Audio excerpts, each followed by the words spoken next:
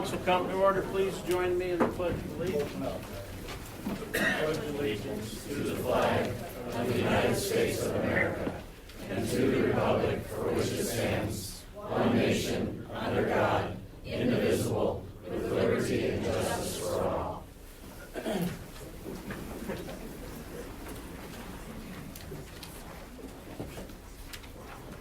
Mandy, would you please call the roll? DeYoung.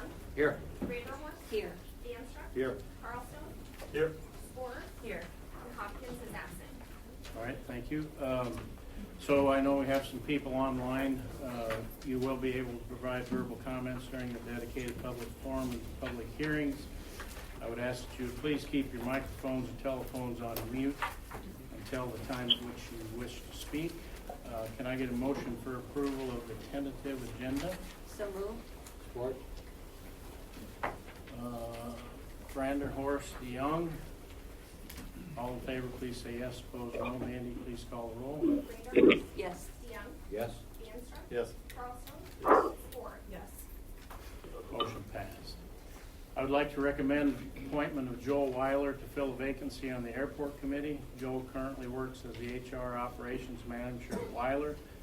Joel can provide firsthand perspective on corporate use of the Pella Municipal Airport, as Weiler recently built a hangar on the airport property. Joel is interested in seeing aviation in Marion County thrive in a fiscally responsible way. If approved, Joel would assume the remainder of the vacant term, which expires on January 1, 2023. Can I get a motion for approval? So moved. Support. Banster, DeYoung, any discussion? Okay, all in favor, please say yes. Opposed, no. Mandy, please call the roll. Danstruck. Yes. DeYoung. Yes. Raderhorst. Yes. Carlstone. Yes. Sporer. Yes. Motion passed. Okay, before we go into public forum, I know we have two items for discussion at the end of our meeting. Policy and planning concerning two potential ordinances. I'm going to ask that if you want to speak to those, could you wait until just before those? We'll have ample time. You'll have ample time to speak at that point, right before we go into those sessions. Okay, I'm going to ask if you can do that.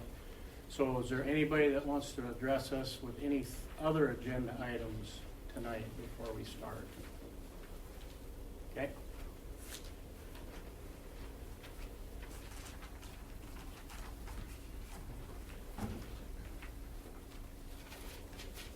Keith Oxbergen, 224 South Street. As you all know, I've been up here for almost a year now, said a lot. I'm about said all I could say.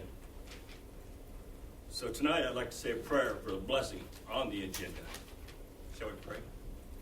Gracious, loving God, the all-knowing and the King of the universe, the one who created man in his own perfect design. Thank you for blessing and watching over our city for 150 years. Loving God, we lift our children up to you. The children in our city have gone through so much disruption in their lives already. Please help the citizens and the council to be an instrument of your peace. Help us as citizens of this city to come together and to resolve the issues that affect us all.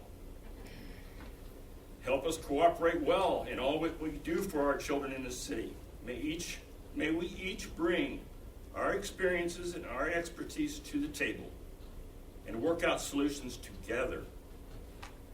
Help us to listen well, to empathize, and to brainstorm for the best path for our children, who are the future of our city members.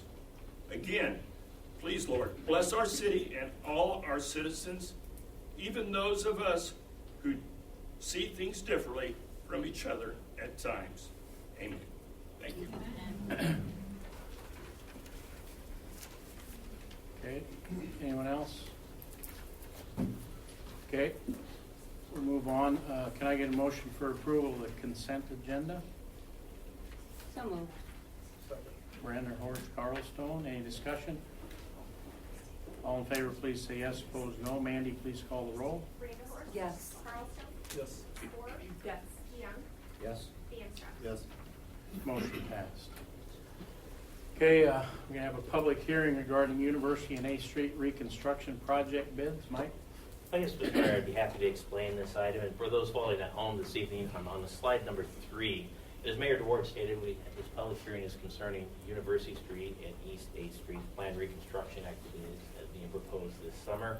And specifically what this resolution would do would approve the plan specifications, awards the contract, and accepts the bids for the University Street, 8th Street reconstruction project. Before we get into project details, it is important to note University Street is down here in Caldwell Park. The southern portion of Caldwell Park is located right down here. When we talk about University Street reconstruction, going from East 8th Street up here, and it's this red highlight area right out over here. So if you're to look at University Street up to P Street, and then also University or East 8 over to Farmer Street is this red highlighted area. Now, as far as the project is concerned, we did solicit bids for the project. Only one bid came in for the project, that is Bomber's Construction, that we are considering this evening. The amount of the bid was just over $986,000. Now, it is important to note that this is 7% higher than the engineer's estimate, just shy of $920,000 for the project. Now, considering this bid, staff is of the position, the same with the engineer on the project as well. We did not believe rebidding the project would result in a lower bid price as well. Due to the number of road projects that we have ongoing in the community, that's playing somewhat of a factor as far as the cost escalation. It is important to note of the projects that we bid to date, we've had a savings on the engineer's estimate of just about $128,000. So this one, if council chooses to proceed, is about $67,000 higher than the engineer's estimate. So we'll still be about $61,000 to the good on it. But more importantly, in the event of rebidding the project, once again, the engineer does not believe that that's going to result in a lower bid amount. Now, if council were to approve this project, what the plans are as we proceed, the very first segment out of the gate would be East 8th Street. But we'd have that, or we'd hope to have that opened up by August 15th. The plan would be before school starts this year. With the project will commence shortly after tulip time, hopefully be August 15th on this. Now, as far as overall project completion, that means University Street 2, including the realignment of University Street that you see right here as well. That is scheduled for October 15th of this year. So, once again, Mr. Mayor, I believe this concludes our presentation this evening, but we are recommending awarding the contract and approving this resolution tonight, which does award the contract to Bomber's Construction. Okay, thanks, Mike. Mandy, any written comments received? No written comments. Any oral comments from council? I was just going to ask Denny, were you surprised that just one bid came in? We are, but I think it's a sign of the times, the supply chain issue. We've had some out-of-towners that have worked well for us in the past, take plans, and with these fuel prices and not able to get steel and this and that, a lot of them are going to stay closer to home. So we may have further discussions. We have Prairie Street almost ready to roll. I guess when we got the bid on that one, we'll see what happens if we get any bids. Because now Walmer's pretty much booked for the year. And the first two other large projects, you may recall, we just had 2 bids on each of those. The other bidder was Hawkeye out of Davenport area. So just, $4 a gallon of fuel, it's tough. Anything else, council? Any member of the public have anything to address us with concerning this? Okay, I'll entertain a motion to close the public hearing. So moved. Support. DeYoung, Branderhorst, any discussion? Okay, all in favor, please say yes. Opposed, no. Mandy, please call the roll. DeYoung. Yes. Branderhorst. Yes. DeAnstruck. Yes. Carlstone. Yes. Ford. Yes. Motion passed. Okay, moving on to resolution number 6418, entitled Resolution Approving Plan Specifications, Form of Contract, Estimate of Costs, Receiving the Bids, and Making Award of Contract for the University Street 8th Street Reconstruction Project. Can I get a motion for approval? So moved. Support. Branderhorst, DeYoung. Well, I'm sorry, I assume you didn't have anything to add, right? Yeah, you are correct, sir. Okay. Didn't want to pass you over, Mike. Any discussion? Did I say who approved? Okay. Okay, all in favor, please say yes. Opposed, no. Mandy, please call the roll. Branderhorst. Yes. DeYoung. Yes. DeAnstruck. Yes. Carlstone. Yes. Ford. Yes. Motion passed. Okay, public hearing regarding furnishing of 15 kV medium voltage power cable project bids. Mike? Yes, Mr. Mayor, once again, I'd like to direct everyone's attention to the big board for a brief presentation on this item. As Mayor DeWart stated, what tonight's public hearing is about is really the furnishing of power cables to replace our 1960s era power cable system that's located around the downtown of Pella.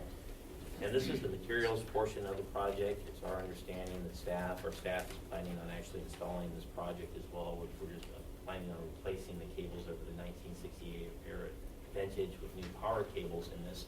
We did solicit bids for the project. The low bidder that we are considering this evening is Wesco Distribution. The bid amount was $286,881.98. The high bid, it was a fairly tight spread on the project, was just over $306,000. Now, as far as the overall project bid on it, once again, we're talking about just the city's out-of-pocket or additional costs that we would have, and looking at the labor, we're treating it as a captive amount on it. But as far as the project budget, what we were planning for the materials was $280,000. Bids came in right at $286,881, a little bit over the bid amount. But once again, we did not believe by rebidding this project it will result in more bids, so we're proposing to proceed and accept the low bid this evening, which is Wesco Distribution on this. Now, as far as the two agenda items that we do have on the agenda this evening, Resolution 6419 adopts the plan specifications and form a contract, and also accepts the estimate of cost of $280,000 for the project. Resolution 6420 actually awards the contract to Wesco Distribution for, once again, the amount of $286,881.98. And with that, Mr. Mayor, that concludes staff's presentation this evening. I'd be more than happy to answer any questions the mayor and council may have on this item. Okay, thanks, Mike.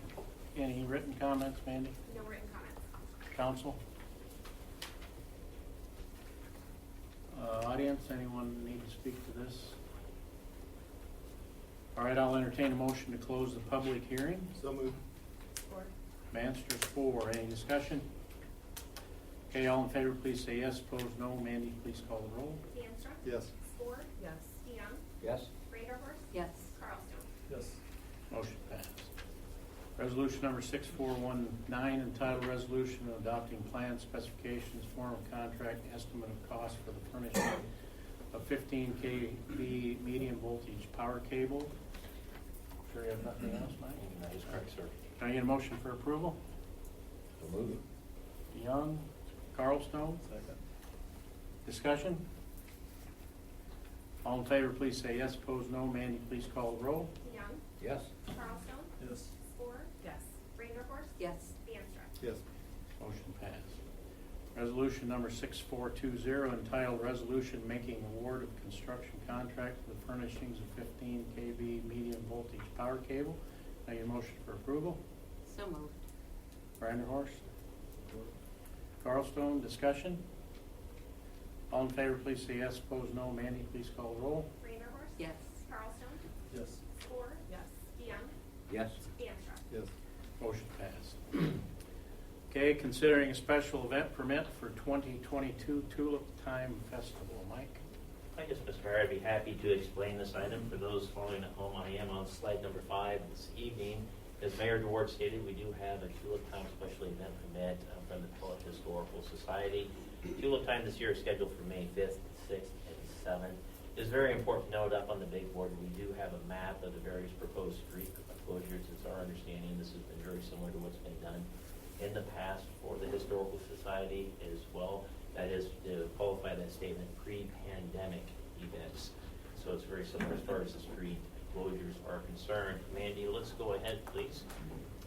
It is important to note that the promoter is proposing to hold a fireworks display on Friday, May 6th on this. If there is rain, the fireworks display would be held on Saturday, May 7th on this. And once again, the fireworks site would be launched near Central College's practice fields as well. Now, in summary, all city departments have reviewed this petition this evening, and as far as the fee and insurance certificate are concerned, they have been received by city staff, and we are recommending approval this evening, Mr. Mayor, with this special event permit request, a little event known as Tulip Time on that as well. But we'd be more than happy to answer any questions the mayor and council may have on this item. All right, thank you, Mike. Get a motion for approval. Move to adopt. Support. Second. Young's for. She beat you to it. That's okay. Any discussion? Kinda nice, we're talking about a normal tulip time after 2 years. Finally. Not having one and then having somewhat of a hybrid, so. Yep. Hopefully it does. I dare anybody to vote no. Anything else? Okay, all in favor, please say yes. Opposed, no. Mandy, please call the roll. DeYoung. Yes. Ford. Yes. Vanderhorst. Yes. Stanstrand. Yes. Carlstone. Yes. Motion passes. You can go back to the committee and say, you can have tulip time. All right, moving on, resolution number 6421, entitled Resolution Temporarily Closing Public Ways or Grounds in Connection with a Special Event Known as 2022 Tulip Time Festival. Can I get a motion for, There's no Did you additional got comments. okay, can I get a motion for approval? So moved. Vanderhorst? Support. Spore, any discussion?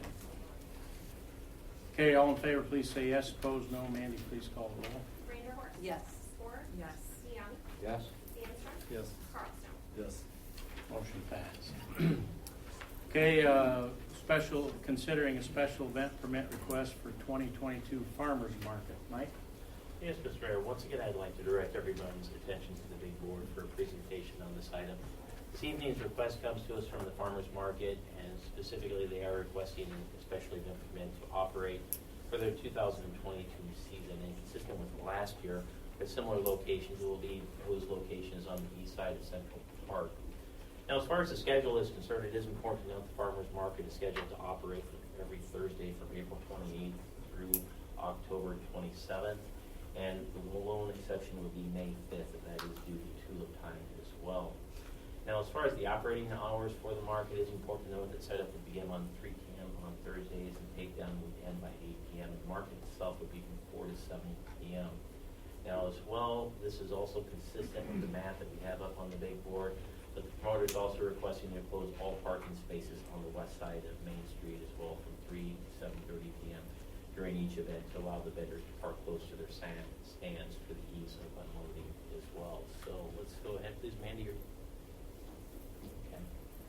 Now, as far as new requests are concerned, the promoter is requesting City Hall keep our restrooms open for each event. We already do that for Thursdays in Pella, so from our point of view, it would just simply be extending our restroom hours every Thursday from Thursday to October. We do not believe there will be a significant incremental cost with maintaining or opening up the City Hall facilities for that as well. It is important to note, Mr. Mayor, that all departments have reviewed this application this evening. The fee and insurance certificate have been received as well, and staff is recommending approval of the special event permit and associated resolution this evening. Thanks, Mike. Can I get a motion for approval? So moved. Support. Vanderhorst, Spore, discussion? Closing down that whole block, is that gonna impact Thursday nights in Pella? No. No? We did it last year. It worked well. The whole lot? Okay, excuse me. So last year was the first year that the market was up there. Any updates on how it went? I want to do it again, so it must have been okay. Vendors found most generally that it was more successful, brought in people who had normally been using the market. We did have a disappointment that some of our senior citizens didn't care for it as much because it was a challenge to park there as compared to a planned walk there, compared to a flat surface that they were used to. Yeah. But overall, it was more successful, and we voted to do it again if the city would let us. Any thought to have them like a golf cart shuttle or something? We've talked about it, but, you know, there are people, how many volunteers can we? Yeah, just, Pull in? I assumed that I wasn't the first one to think of that. But it is a good thought. Okay? Anything else? Comment about the electrical fees or whatever from the electric department for new services. That'll be established or provided. Jeanette, do you want to address that question, please? For Community Services We Director. charge for electrical, that's probably a good question for the electric department. We're providing it at places where it's already available. We haven't charged for Thursdays and Pella's used to be electric before, so that's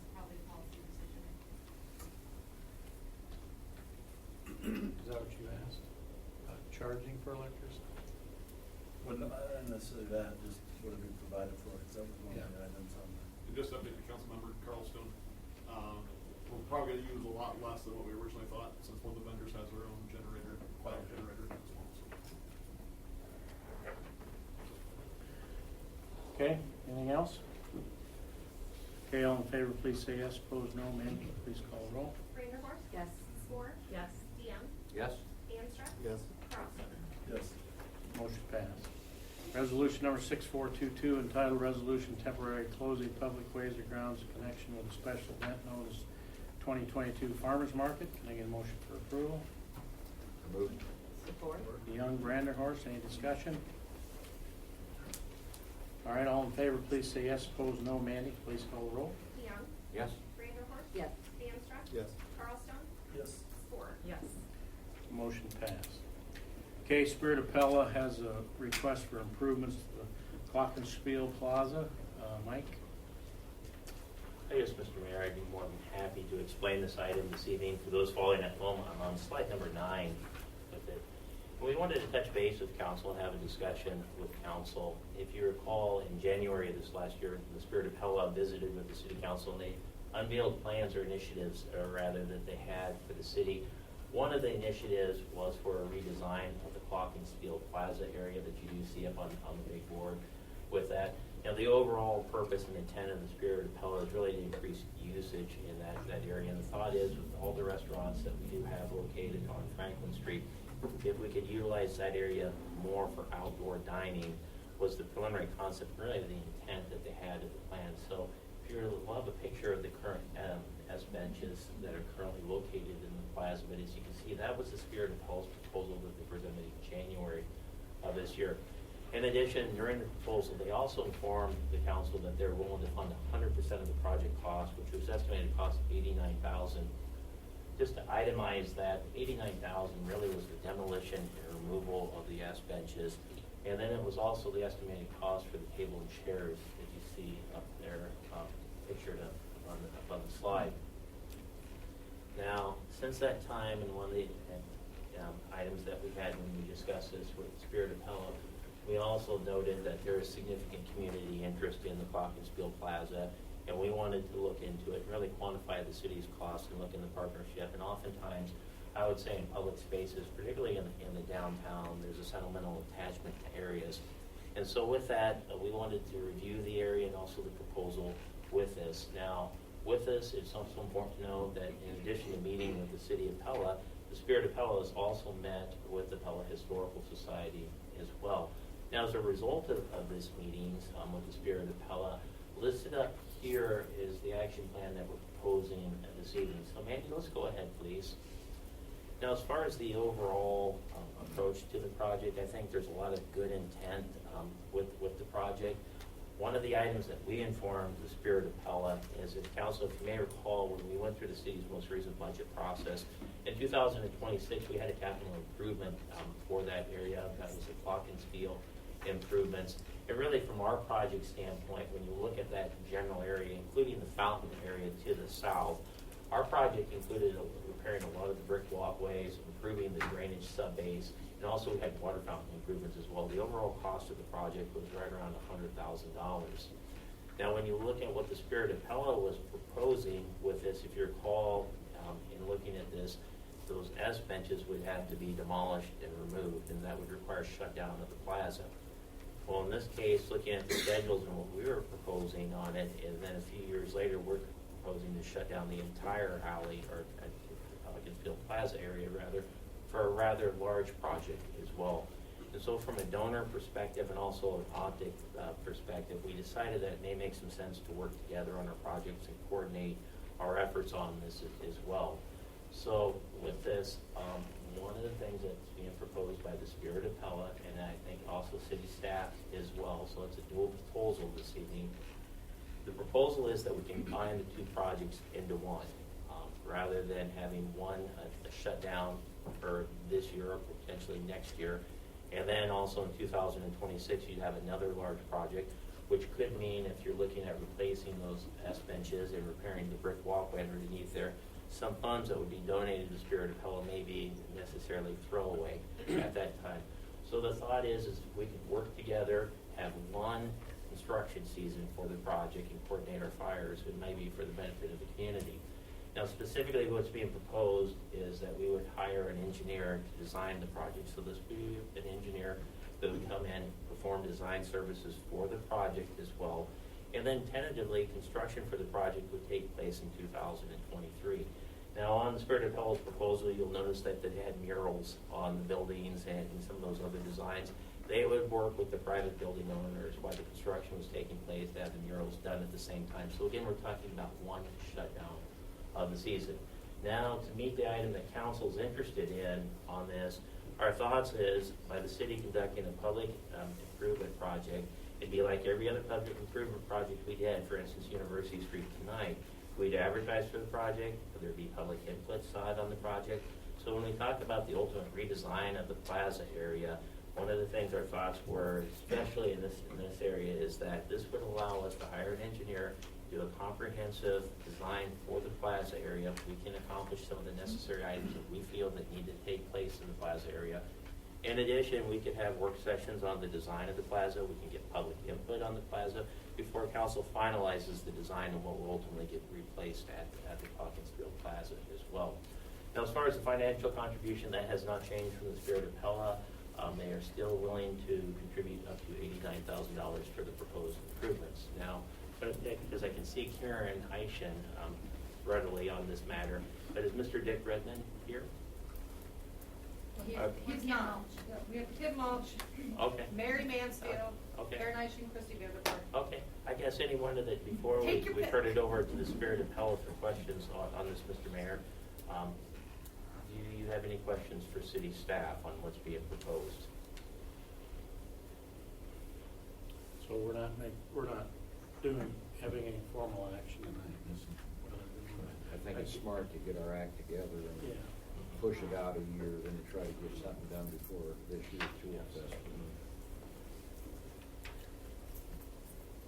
Anything you guys want to add to the discussion? For me, not particularly, except for, obviously this is a very high level, hey, can we move forward with working on this agreement? Some of the things, on the flip end, we have grants that we've written, and we have donors that have given a heck of a lot of money to us. And so one of the things where we talk about the mural painting, I don't know that, if that's like, oh, yep, we're in, I don't know that that can be a guarantee we're gonna push that out a year. We have people to answer to as well. I think as a whole, we love the idea of doing it as one. I think that's, part of our whole being is community betterment, and I think that's probably better for the community to join in together.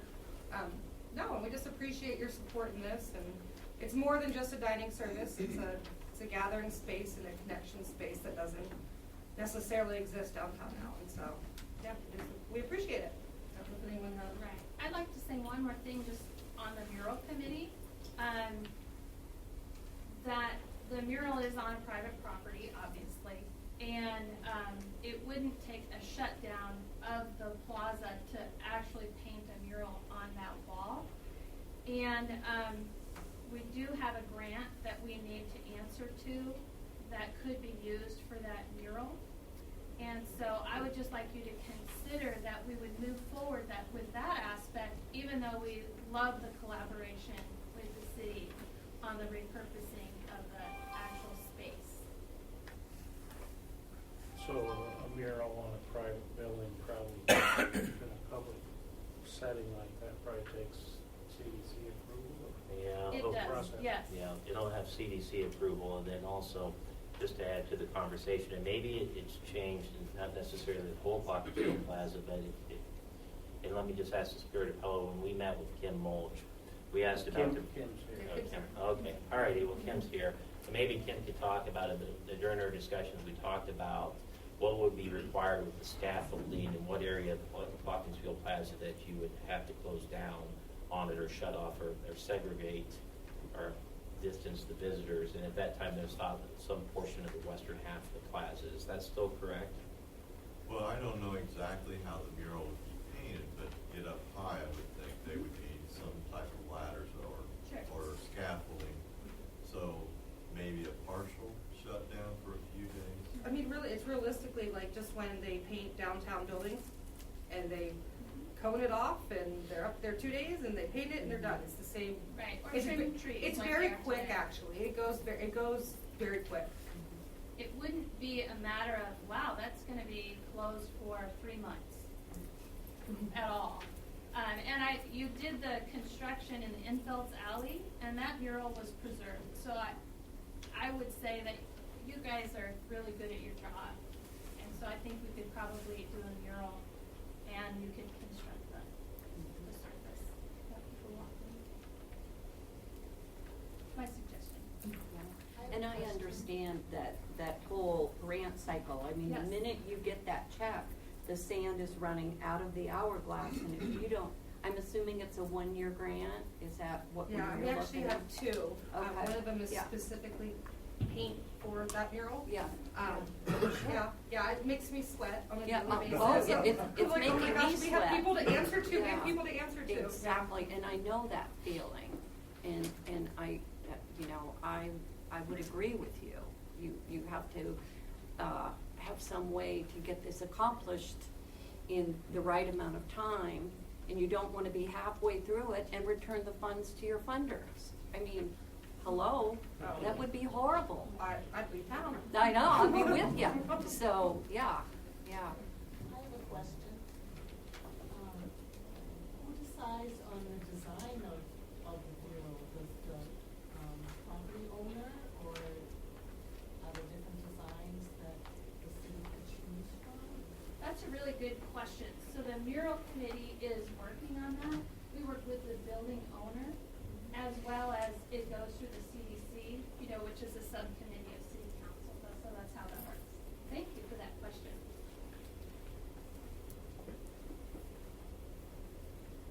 Anything else? So I think what I take away is the city work with Spirit Pella on getting the engineers, getting the plans made, do it all. I mean, it makes a whole lot of sense to do it all at once. If we had a project in mind, we're gonna add something else, we just need to do it all at once. So, move in that direction. Thank you. And then the mural, I think, get the, whatever approval needs, go ahead and do that. Yeah, I before guess the rest of the that's project. what I was gonna just, nothing prevents the mural from being done this year, does it, that anybody can see? And we do it as a whole for marketing and fundraising purposes, but even behind the scenes as a steering committee, a board, they're actually two separate entities. So, picture and visually, and it sounds like it's one part of it, it is, but it's actually totally separate. So when we say, in our mind, when we say Clothkingsfield, it's very much the infrastructure, the seating and lights, and then this is totally separate thing. Well, it would seem to me that if we could at least just get started on the mural, that would kind of foster some more excitement for continuous development of the alley rather than wait for everything. It would satiate the grants and hopefully our donors would be okay with it, right? And I think if we have something in the works, and we appreciate that. I know the infrastructure project was something that I believe the city had on the 2026 agenda, and so we really appreciate that. Meet in the middle and collaboration, as if we push back, you bump up, and let's meet in the middle. So we appreciate that.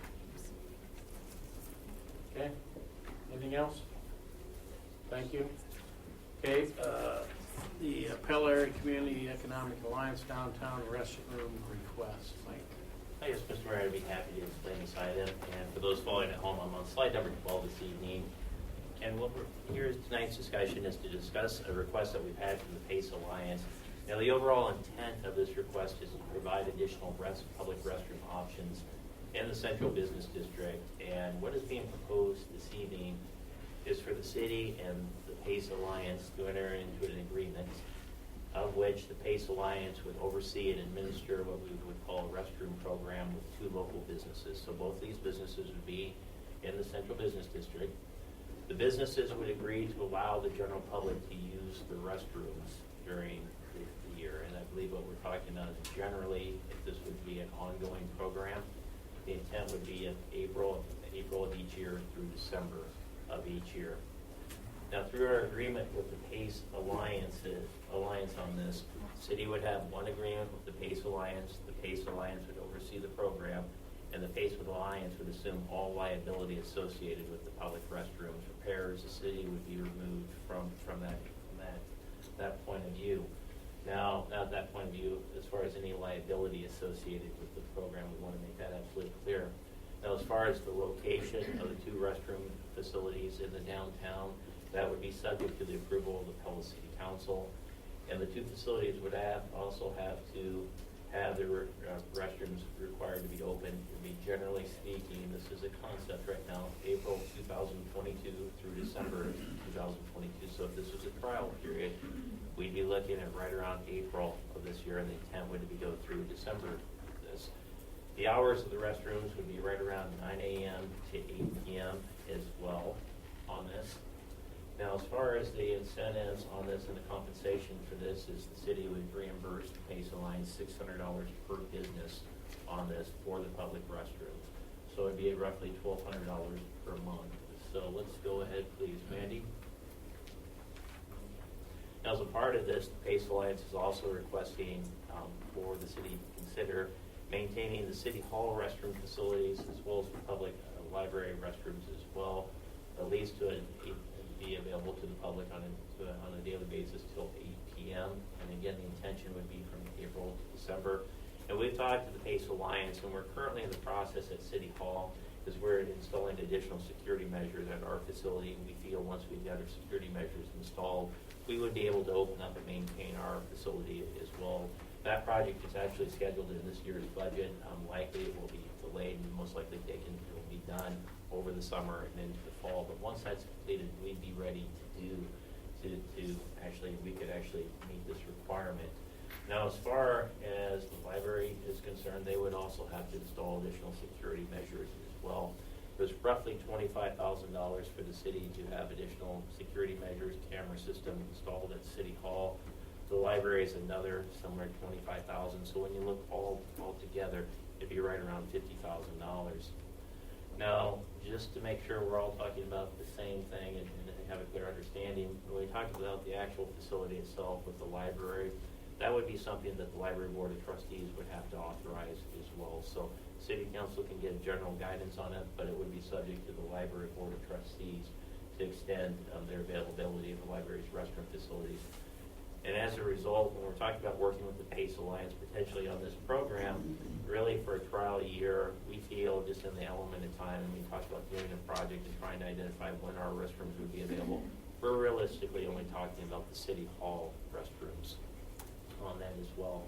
And so with that, and Corey, if you could help me out, the additional cleaning cost per week that we had out at the City Hall was if you could. Just a little bit over $100. So there would be additional cleaning cost if we were to keep our restrooms open at 8 p.m. whenever we go live with that as well. So once again, this is a concept, and before we turn it over to Mr. Bob Zalster and Karen Eishin on this for their proposal to go in further details on things I have not covered, is there any questions for city staff?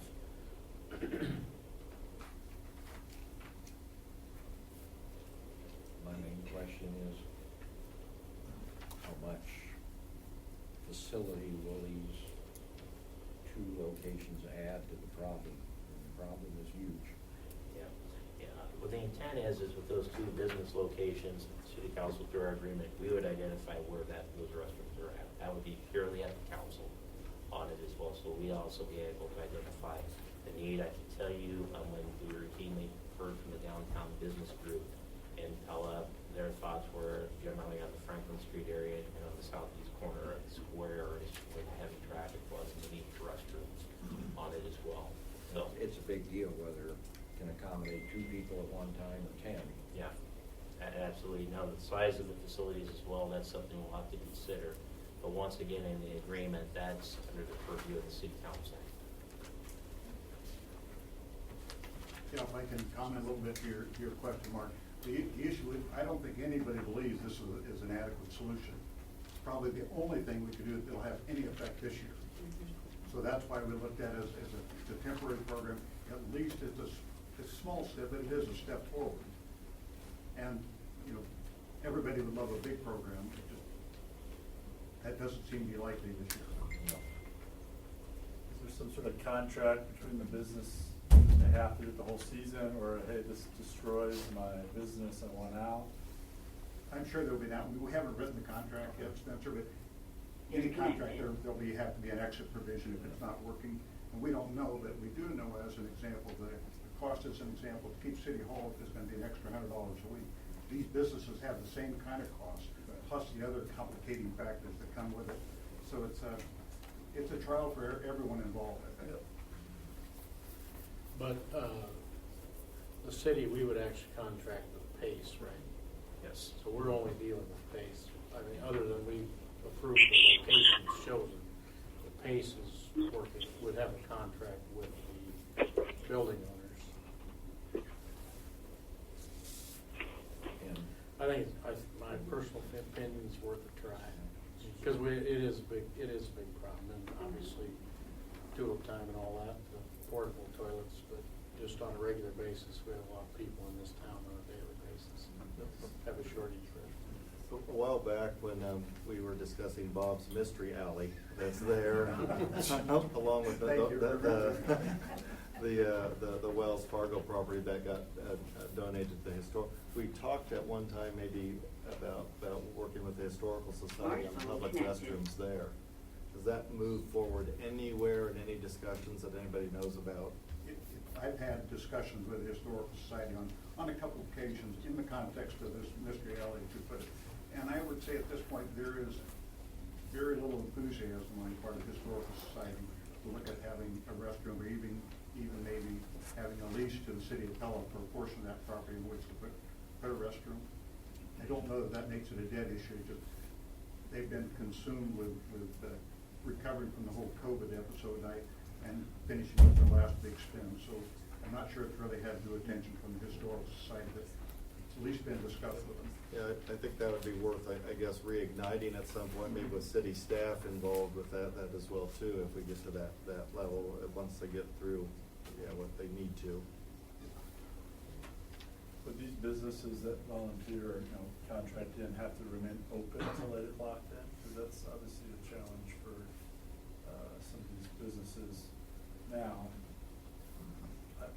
I have several restrooms on the second floor that we would be happy to rent out, but it's second floor, so it's not a fair deal.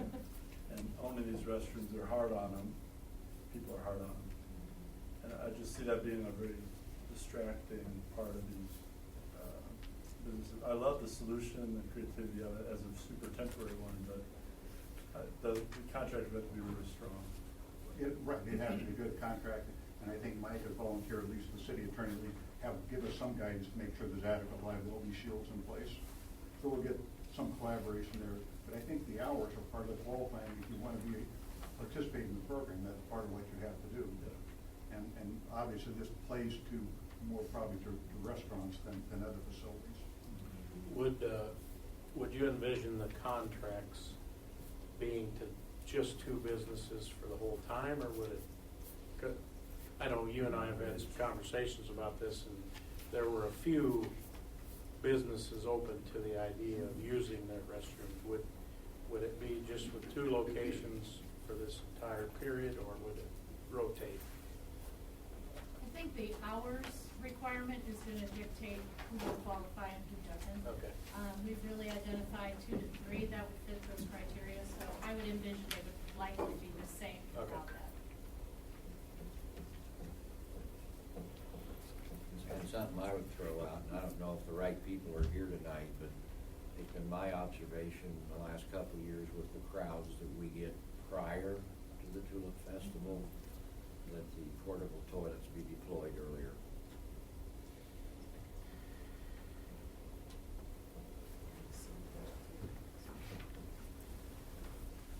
Okay. One of the things I think we have discussed, and obviously, and I think, Gerald Lidos is obviously a big enthusiast in fixing those kind of restroom needs that way.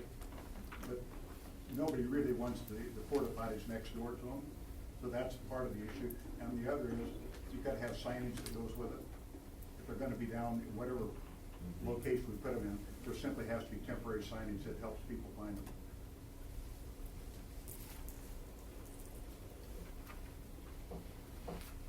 All right, anything else? I would say there's support here for getting the contracts figured out, doing it on a test basis, see how it goes. All right. Very good. Thank you. Okay, moving on to resolution number 6423 entitled Resolution Approving Mid-Iowa Planning Alliance Committee Representatives for 2022. Mike? Yes, Mr. Mayor, I'd be happy to explain this item. Those following at home, I'm on slide number 14 this evening. What this resolution simply does is for a new group that we joined the Mid-Iowa Planning Alliance is appoints representatives for the City of Pella. Now, our primary representative would be our Planning and Zoning Director. That would be Mr. Jerry Vitus. The alternative representative, in case Jerry could not attend, would be myself on it as well. So, again, this was a new planning initiative in central Iowa that was actually approved by resolution by the City Council in February of this year. So in summary, we're entitled to a primary and alternative representative. Jerry and myself would be the primary and alternates if council were to approve this resolution. And with that, Mr. Mayor, that concludes our presentation. Be more than happy to answer any questions the mayor and council may have on this item. All right, thanks, Mike. Can I get a motion for approval? So moved. Support. Thanks for Spore. Any discussion? So Jerry, is Jerry here? So I've been on a temporary board that started this whole thing. So we're transitioning from this temporary board to a real board. When we just had a meeting this morning, one of the concerns was about getting quorums, because it's going to be represented by 60-some. There's 60-some different cities and counties and everybody involved in this. So anyway, it'd be kind of important to make sure that we can get somebody there to the meetings so that they don't have quorum issues if they want to get them done. Okay. Did I ask for a motion? Okay. So all in favor, please say yes. Opposed, no. Manny, please call roll. Anstra? Yes. Spore? Yes. DeYoung? Yes. Rederhorst? Yes. Carlson? Yes. Motion passed. Okay, resolution number 6424 entitled Conditional Resolution of Support Authorizing City Staff to Proceed with the Transfer of Pella Community Ambulance Assets and Employees to a City Service. Mike? Yes, Mr. Mayor, I'd be more than happy to explain this item. As Mayor Ward stated, with this resolution, I want to emphasize is a conditional resolution of support, and it gives certain authorization to city staff with this, and specifically what gives this authorization is to begin the steps of transferring the Pella Community Ambulance to a municipal service that would be operated by the City of Pella. It's important to note that we have been in discussions with the Community Ambulance on this matter for quite some time. Council, during our budget work sessions, discussed this matter in depth as well. Now, ultimately, just as a very brief overview, the Pella Community Ambulance has provided excellent service to this community for a number of years, and I might be a little off. I believe it's over 37 years. One of the items that's hurt the ambulance recently is the call volume is just frankly increasing for the Pella Community Ambulance. Likewise, when you look at their customers on this, the number of privately insured individuals is decreasing as far as a percentage. And there's a bigger percentage of Medicare and Medicaid patients as well. The reason why that's significant, and I'm bringing this up, is those reimbursement rates are at a lower amount than a private insured customer. So call volumes going up, revenues are decreasing. Likewise, it makes for a very, very challenging set of circumstances. This coupled with just the fact on, if you look at the ambulance for years, it's been operated or was operated by volunteers.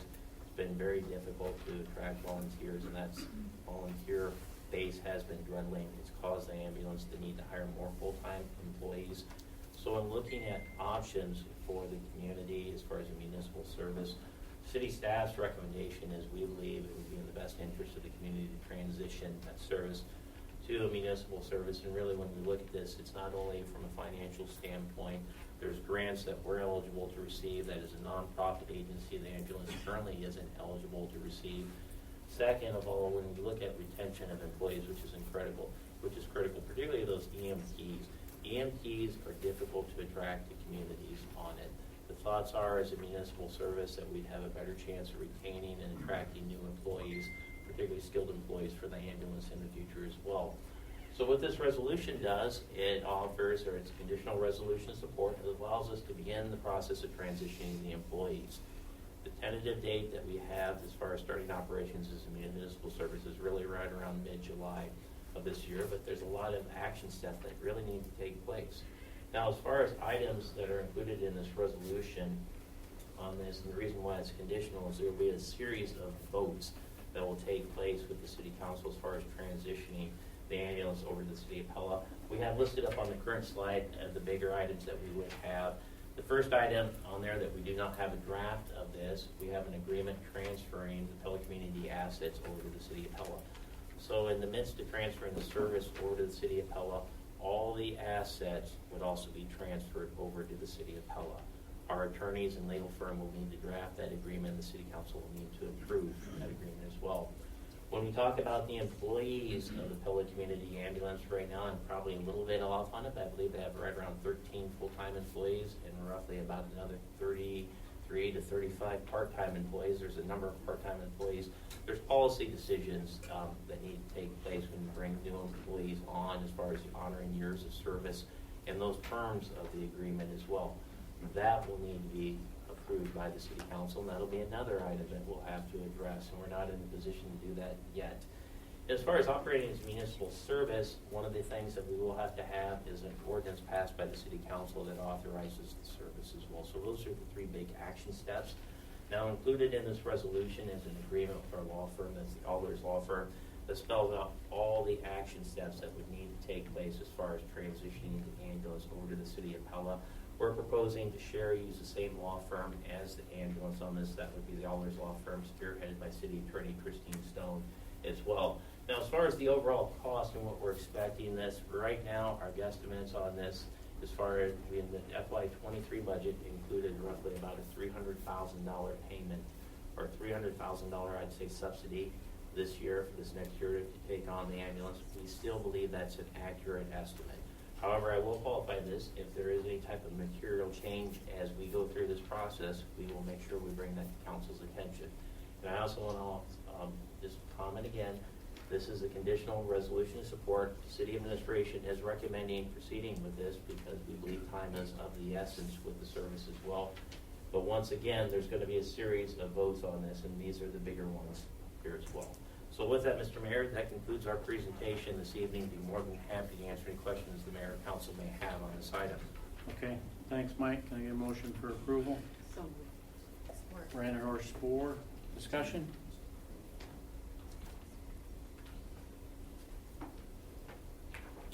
Okay, all in favor, please say yes. Opposed, no. Mandy, please call the roll. Reindeerhorst? yes. Spore? Yes. Young? Yes. Armstrong? Yes. Carlstone? Yes. Motion passed. Okay, resolution number 6425, entitled Resolution Approving Preliminary Plat for Digman Subdivision Plat 1. Mike? Yes, Mr. Mayor, I'd be happy to explain this item for those following at home. I'm actually on slide number 16 this evening. Mr. Jeff Dingeman has submitted a preliminary plat to subdivide two parcels, which are about 16 acres in size, into two lots and one outlot for industrial purposes. Now, the property that we are talking about is the yellow highlighted area up on the big board. And just to give some point of reference, Washington Street is down here to the south. West 12th Street is right over here. Breeze Electric is located right over here. Now, as council is well aware, but for those members attending either at home, listening at home, or in the audience, when we talk about plats, there's really two types of plats. The preliminary plat that we are considering this evening is the overall game plan for development. This is where we talk about infrastructure, public infrastructure requirements, so it's the overall plan for the development. Final plats, which usually are approved later in the process, they're usually approved once public infrastructure has been constructed and is being ready to dedicate to the city of Pella. Those are used for land transfer purposes with Marion County as well. But you get into a lot of details with preliminary plats, and the reason for that is one of the requirements of the final plat is the final plat needs to be in accordance with preliminary plats. When you talk about overall game plans for development, infrastructure, here, big picture items, this is the discussion that we're having this evening with the preliminary plat. Now, a few key points of housekeeping that we need to keep in mind as well. that with this subdivision ordinance states, council shall review the preliminary plans for conformance with the city's comprehensive plan, as well as our zoning code and subdivision ordinances as well. So let's go ahead, please, Mandy. Now, as far as the plat that Mr. Dingaman is proposing this evening, what Mr. Dingaman is proposing is the two lots. We have a cul-de-sac that will terminate West 12th Street that is being proposed by Mr. Dingaman. We have one lot that is located right over here, and the second lot would be this large lot that we see right over here. So we have two basic lots that's being proposed for 16 acres, along with the termination of West 12th Street. So Mandy, let's go ahead, please. Now, a little bit of background on this, because I think it's important as far as context this evening when we talk about the preliminary plat and city code requirements. If your council recalls, in case with this we've had the new members of Councilmember Carlstone, I believe this was before your tenure on council, but in 2020, July of 2020, we actually rezoned this property on here. And at that time, council conditionally rezoned just over 7 acres of property on this site. And what we have listed up here on the big board is the current zoning classifications of the property. So once again, this is the parcel that Mr. Dingaman owns. The southern portion, the 7 acres, is zoned M1, which is limited light industrial use. The northern portion of this is A1 here. Now, as a part of the rezoning application, if council may recall, and it's actually included in your council packet as well with this, as far as information, but Mr. Dingaman did submit a concept plan. And at the time, the concept plan that we had here was this here, and what we had was an extension of West 12th Street up through the industrial sites that we have here. And the ag portion of the property at that time was identified as a future project as well. And see, we had various lots located right here, but the extension of West 12th Street. So if you were to look at this with the concept plan with the rezoning that was considered and included in the package, both planning and zoning and the city council actually had the extension of West 12th Street as well. What's being proposed this evening, just in contrast, is a cul-de-sac which would terminate West 12th Street.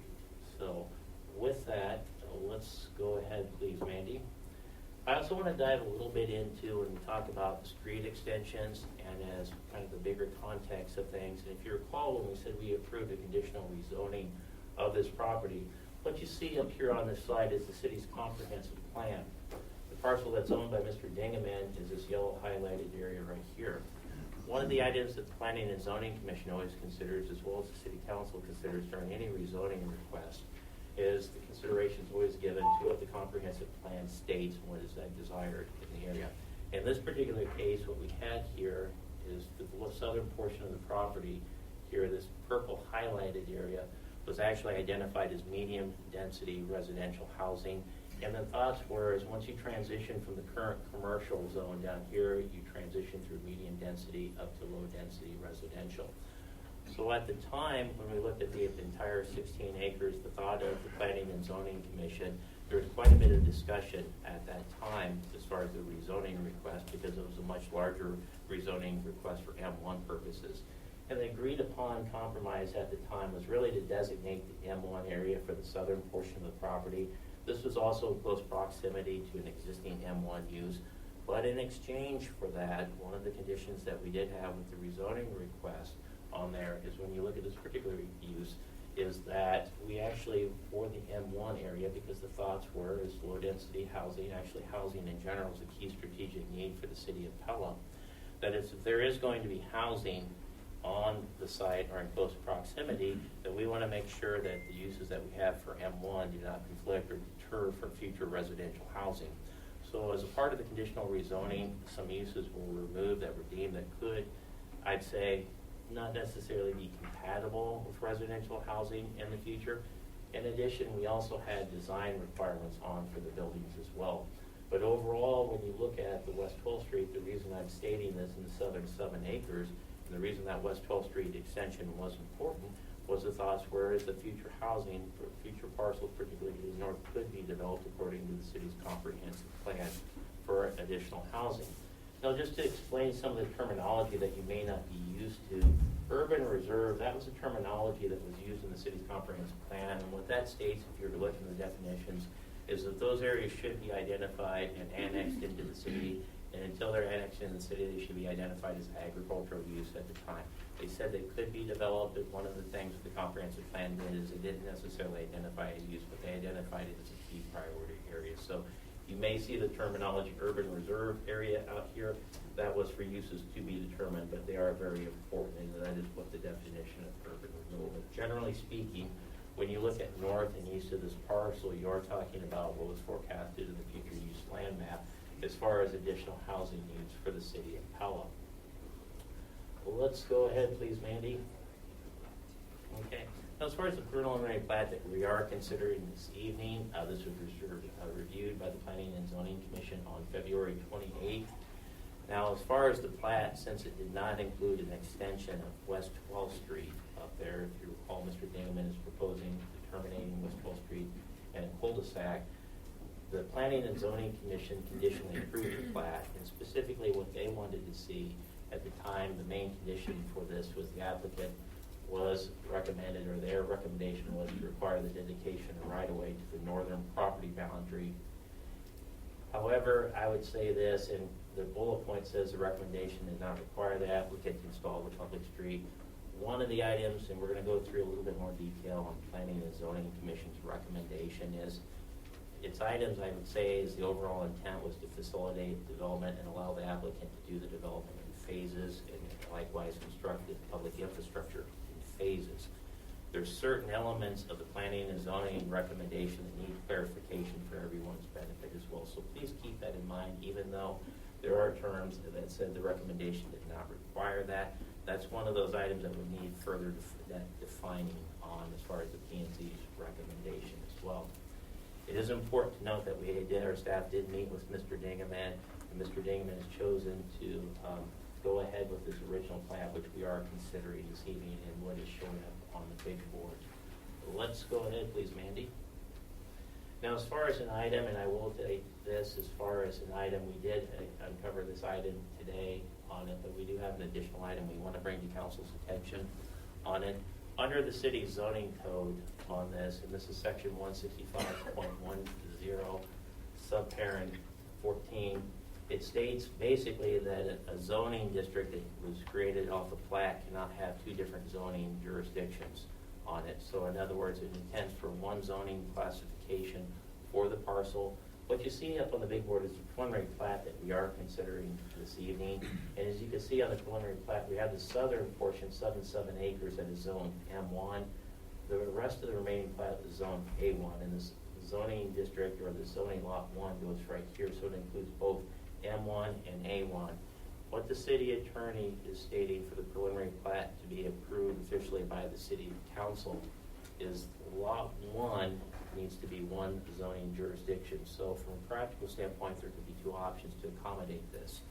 Anything that we do tonight needs to be, if council chooses to approve the preliminary plat, needs to be on a conditional basis with that condition based off the city attorney's recommendation.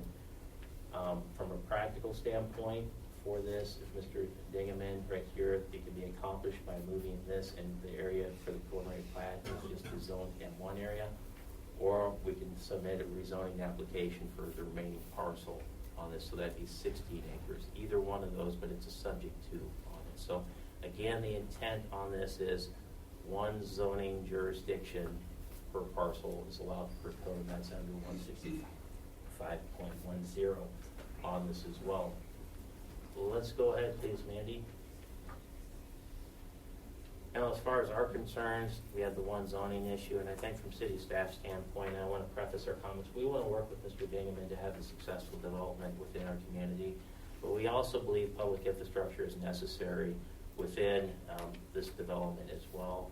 Originally, the reason why I showed you the rezoning application on this and what was included as far as the concept plan is we believe that the city code, specifically the subdivision code, requires the extension of West 12th Street on this as well. So what we have on the left is what was submitted by the applicant in 2020 when the property was rezoned, and the preliminary plat that we're considering this evening. Now, specifically, what the code requires is the various code sections that we picked out that require what we believe as recommend the extension of West 12th Street as well. So city staff's position is, our position is West 12th Street needs to be extended. However, we're much in line with the Planning and Zoning Commission, I would say. When you look at the extension of West 12th Street and public infrastructure, and I've prefaced my comments, we're very, very fortunate to have quality developers in our community. We also realize the financial strains this puts on developments, and there's also a need to phase in developments as well.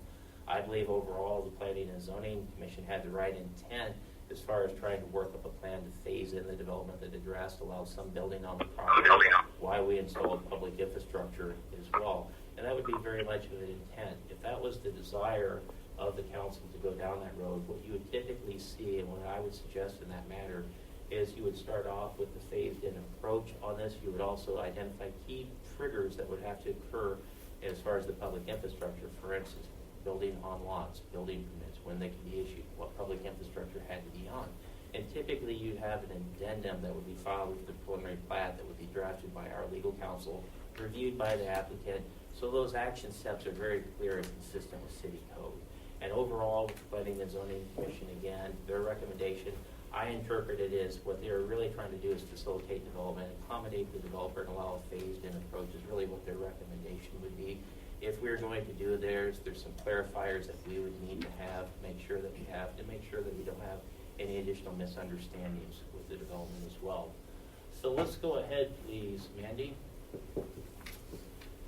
Now, as far as this is concerned, this is the P&Z recommendation, and again, the intention that we took away from this proposal was to allow the developer to build what they had to do to be able to build their building on the site. And again, as far as the infrastructure is concerned, to build the infrastructure as development occurred on the property as well. And that's the overall intention of this. We had what I would say some qualifying or clarifying questions that I think are very important to address before we had any type of addendums on there. And we'd want to make sure that we had a clear understanding with the applicant as well. Number one, we believe that would need to be clarified is when the street would need to be extended on there. The other item that we would have is who's responsible for extending the street. So that trigger when the street would have to go in, who's responsible for installing the street as well. And the other item that we'd like to see too is if it's going to be a phased-in approach, you're talking about dedicating right-of-way to the City of Pella on a plat. Until the street is built and ready to accept by streets, traditionally we haven't what we would call accepted paper right-of-ways for liability reasons. In other words, if the street's not there, we typically haven't accepted public right-of-way. Because A, you have an issue of maintaining, but also you have the liability issues as well as with city property out there as well. So typically we accept the public right-of-way when the street is installed. Now, with that being said, I think the intention of planning and zoning was to work with the developer, and I applaud them for that. I think the intention is very good. But if we're going to go down that route with a phased approach, our feelings are is we just need to clarify a few of these items and clearly identify it. The applicant's going to have to be in agreement as well on that. So let's go ahead, please, Mandy. Okay. Now, as far as the preliminary plat is concerned that we are considering this evening, again, what city staff is saying, we fully appreciate developers, and we're very thankful to have developers that want to invest the resources in the City of Pella. We're very appreciative of it as well. However, there are developments that require public infrastructure, and our concerns are as far as proposed extension. Again, we're talking about the overall game plan for this development. We think that we talk about the overall game plan for the development. West 12th, is required to be extended through city code. We also recognize the need to have a phasing plan in as well, and we believe that was the intention of the Planning and Zoning Commission, and we fully support that effort if we want to go down that way. But we would also say if we're going to go down with the phasing plan, is that addendum or conditions or phasing, that really needs to be drafted by the city attorney, and it needs to be reviewed by the applicant, and so it clearly identifies triggers for the public infrastructure as well. So from our standpoint on the plat that Mr. Digamans submitted this evening, because of that two zoning use classification in Lot 1, we do not believe it meets the city's zoning code right now. The other item, however, we believe there are a few items that could be addressed that would be could be addressed to correct that. The other item that we have as far as the subdivision is we do not believe that it meets the minimum requirements of the city's subdivision code. We believe that the city's subdivision code requires and recommends the extension of West 12th Street as a result on this. So So as far as our options tonight, our option that we are considering this evening would be option number 4 would be denial of the preliminary plat as submitted. I would like to point out if council chooses that option on as well, there's no time requirements. Mr. Bingham can resubmit a plat and we can address that in a very quick manner as well. Now, it is important to note, city attorney, legal counsel has reviewed this item as well and agrees with the staff assessment that the plat that we're considering this evening does not meet the city's subdivision code. So as far as the legal perspective, that's the opinion of the city attorney. Now let's go ahead as far as options this evening. Now with that, council has 4 options up here, and I would state going into this, we will support the city council in whatever they determine they'd like to do this evening. Option number 1 would be to approve the preliminary plat as submitted with the condition that lot 1 is either rezoned to a single rezoning district. And again, that could be adjusted by not having the preliminary plat cover the entire 16 acres, but only the industrial portion, or to facilitate a rezoning request for the entire property to industrial. But that condition needs to be in there. And once again, that was found today, and I apologize for the late notice on that as well. Option number 2 would be to approve the preliminary plat with other conditions council believes necessary for to conform with city code. Option number 3 would be to approve the preliminary plat with conditions imposed by the Planning and Zoning Commission. Now, if we're going to go down that route, we believe in spirit that that was a phased-in approach and that was the right attitude to have in this case. We would simply state that's something that we really should have the city attorney draft those addendums, work with Mr. Dingaman on it to make sure that we're phased in and there's no misunderstandings on who the triggers for when the street would need to go in, and then as far as the responsibility for it as well. And option number 4 would be to deny the preliminary plat by voting no to the attached resolution. So with that, Mr. Mayor, that concludes our presentation this evening. Be more than happy to answer any questions the mayor and council may have on this item. All right, a lot of information there, Mike, only a fourth of what we had in our packet.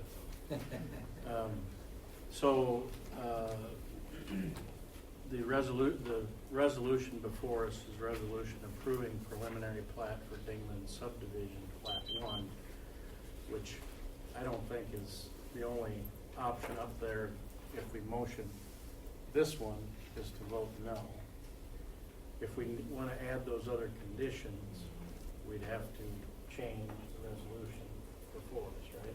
We'd have to change the resolutions and we would note those conditions on what we wanted to have. So that would be option number 3. So it'd be a new resolution that Mandy will take notes on and read what we want to do on it.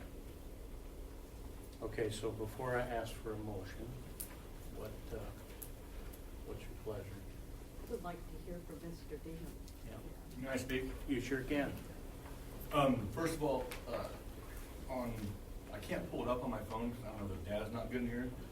But on March 8th, we submitted a new site plan as requested by P&Z that shows outlot B. So lot 1 would be just to that dotted line, and outlot B to be later was submitted to the city, supposed to be on that board tonight, just to make that clear. So it has been done. All those things he mentions has been done. The city right-of-way that this P&Z asked for is on that. He has that email, so does Jared Parker, so does Gerald Bidos. So that is supposed to be up there right now. I can't pull it up on my phone, but I'm sure you guys could probably check your emails and get that. Also, so you brought up some stuff from when we submitted in 2020. It was in the packet that was in P&Z, so I didn't hide it from anybody, but not only was the street shown going all the way through, it was also shown not at all for rezoning. I was asked to present options. I had no idea what we were going to do, how we were going to do it. He said, just give us a couple options. All we really need to know is what you plan to do there. So this is also was in that rezoning in 2020. Just shows dead end street, private drive to my shop, and no outlot of anything. In 2020, when we got approved by P&Z and City Council. So the biggest frustration that I have, I'm just going to go here. Last February, I was February this year? 2021. I brought forward an option to do 250 feet of road with 2 lots. And they were like, no, we want 800 feet, you know. And I'm like, well, I don't really see a reason to bring to the back of this lot. Just so everybody knows, 800 feet would be right to here. And I don't see any reason to bring that road to here. Anything from here back is not sewerable. Basically everything west of Walmart, east of the gravel road, on the other side of DeVries Electric, and north of, somewhere in this line, north of Fairway, is unsewerable by city sewer until that side of town gets a new pump station. And there's no reason for me to put a pump station in for 5 acres. It would probably be something that would be done when we do something huge that side of town. But right now we got North Hazel, maybe, I see it going. We got Prairie Ridge, we got Boss Ridge, we got other stuff going. I don't see any reason that we would need to be there for a while. So that could be years from now. And I'm fine if it happens before that. But there is no way to have any sewer from here on. You know, so right now, if I do these 2 lots, this is what I presented in 2020, is putting my shop here, possibly selling off a lot here. You know, there's an option of 2, but nobody wants an M1 lot less than 3 acres, is what I've gotten a lot of. So in February, I was pushed to put a street, I brought a street to it. I was told, no, we want 800 feet. So I said, what do I need to do to get approved? I have an email in the P&Z packet, if anybody read my chapters in my book, from Mike Nardini and Matthew Lepke, is that correct? Stating that, I think it was actually from Mike Nardini to my lawyer, stating that if I wanted to move forward, I would either have to plot it with 800 feet of road or put a private drive to my shop and present that, skip this, and just go straight to a building permit, and then I would be approved. Well, I did that. That did not happen. They wanted to do some other things. We went through a couple processes of, put some trees here, put this there. I did that again and submitted that in August of 21. And that's when Gerald Bidos was new, a month or 2 in then, and he said, no, we can't do that, after I was being pushed to go that route. And I said, well, what do you want me to do? And this is after frustration, probably 10 grand by now, 15 grand to Garden Associates. A lot of frustration. I said, what do you want me to do? I'll work with you. And he told me that day, that month, for the next 3 months until November 29, when I submitted this plan, that the cul-de-sac would be the only way to end this road. So if this was our first shutdown, I would think about maybe listening to what you had to say about maybe changing it again. But this is number 4. This is shot number 4. This is 25 grand with Garden Associates. And I've done everything asked. This is what I was told to do for 3 months. We submitted 3 or 4 different options from September till November 29 when we finally submitted this. And I was told I had the support from that office. Just, you know, put some trees here, make sure the fire hydrant goes here. All this. And this is what we submitted. And then January 5 or 7, I was told that they redirected what they wanted to do and said, no, you need to put a street in. 300 feet. So I'll leave it in your hands. I would appreciate a vote in my direction. I would like it if someone could find what we did, because it was submitted to them. It's supposed to be in the next meeting. But this is Outlot B. So we got retention pond Outlot A. We got my lot, Lot 1. This lot, Lot 2. And from here back was Ag, Outlot B to be zoned or whatever later, you know, because just like in a lot of places do that. Brad Udemar can't be here tonight. He's had a deal for his daughter. But you know, that's typical. They always, if you're not developing this back here, it's Outlot B. Another thing that I have is, according to all the future plans, this is actually not a through street.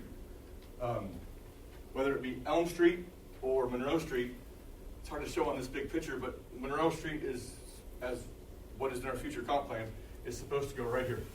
Whether it's Monroe or if it's Elm that comes off the Catholic Church, swings down here and goes right here because it just misses that house on the gravel road.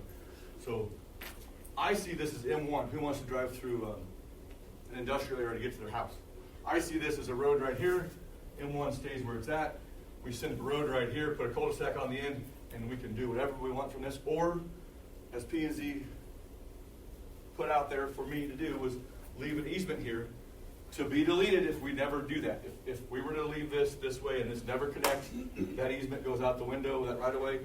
But I see this as a residential coming out Fairway, going through here, and if we need to access this, there's a, right here, just like there's cul-de-sacs and Prairie Ridge. For residential, there's cul-de-sacs in Fountain Hills, Lost Landing. It's common practice. It's not out of the ordinary. Everything I submitted, there was a code against it. So no matter how I go, I could probably find a code that says I can't do that. I'm gonna leave it at that. I'm sure there's something I missed because I got a lot of stuff here, but it's been a frustrating process. And hopefully I got some votes tonight. Jeff, why don't you stay up there? Okay. Andy, could you bring up slide 22, please? So what changed from 20 to 22 with that shows that all the way, it seems to me, I'm from reading between the lines that you were asked to do something different from that. Is that correct? From what? Well, you see on the 20, it shows the road all the way. Did you get that picture that I passed through? Yeah. Mm-hmm. That was also, So there was more than one picture than just yep, that I one put in that. there? I was told to put some options of what I would do, and we didn't know at the time because at the time I didn't even own the property. I was just trying to get it zoned M1 so that I could put a shop somewhere. So that was in that submittal, and so was that picture. Yeah. So- Some building so- pictures and. Just a clarification, I think, Yep. when you were talking, you said that you submitted putting in 250 feet of road at one point, Yeah, which would take you to where? So 250 feet of road would be somewhere here. Yeah. And then we would it's do. 800 to the lot line, Yep. which we No, don't so have.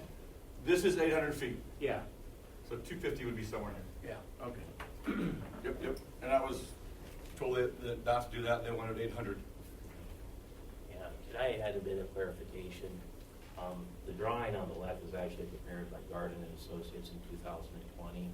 It was also the requirements that we met with Mr. Dingerman that was expressed to him as far as the West 12th Street. What the 800 feet requirement is under city code is with West 12th Street under city code and these provisions down here, and I'd have to get which one exactly. It says the developer shall extend streets within the subdivision to the property lines. The 800 feet is roughly from the terminus of West 12th Street up to here. Now, as far as some of the emails that we heard as far as the 200 feet, and when I responded back to Mr. Chaplin, the question back to, along with this, we also received the request is that the applicant used an alternative means for constructing West 12th Street that involved Denny's office as well. And there's SUDA's requirements for linear footage as well. Our position at the time was the road required 800 feet. That was what was communicated in 2020. And there's also another packet in there from Garden and Associates that shows the non-colored version of that as well. So that was the instructions that we have. And that was also consistent with the rezoning request that we have.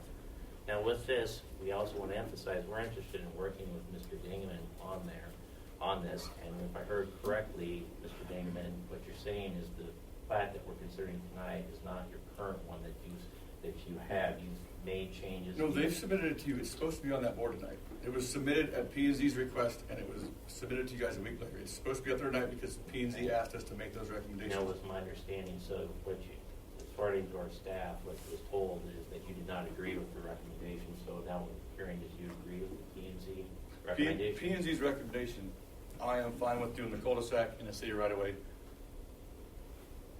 That P&Z requested, and that is what we submitted to you, which goes to here.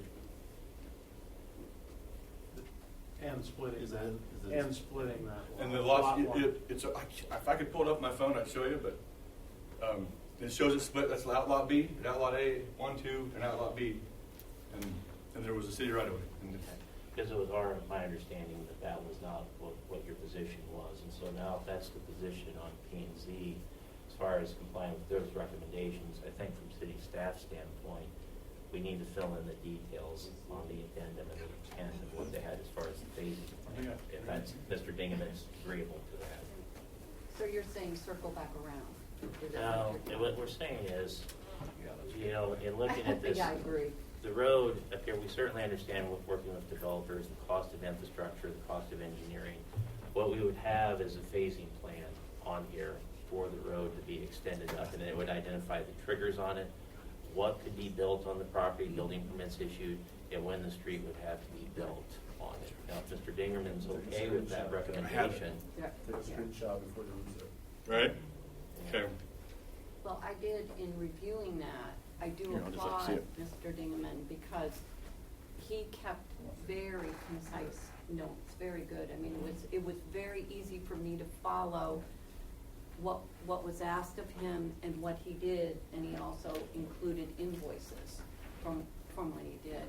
I don't feel like, given this new information that we just got, that we can make a educated decision on this. And I would also like to qualify a statement as far as myself saying site plans are approved. I don't have the authority to approve site plans. Right. The question that was posed back to me was a construction method that originally originated in Denny Byers and Mr. Chaplin had. He also had a question whether they just do a site plan or a plat. And I remember my position, which was reviewed by the city attorney before that went back to Mr. Chaplin, is that he needed to either submit a site plan or a plat. Mr. Dingaman chose to have a plat.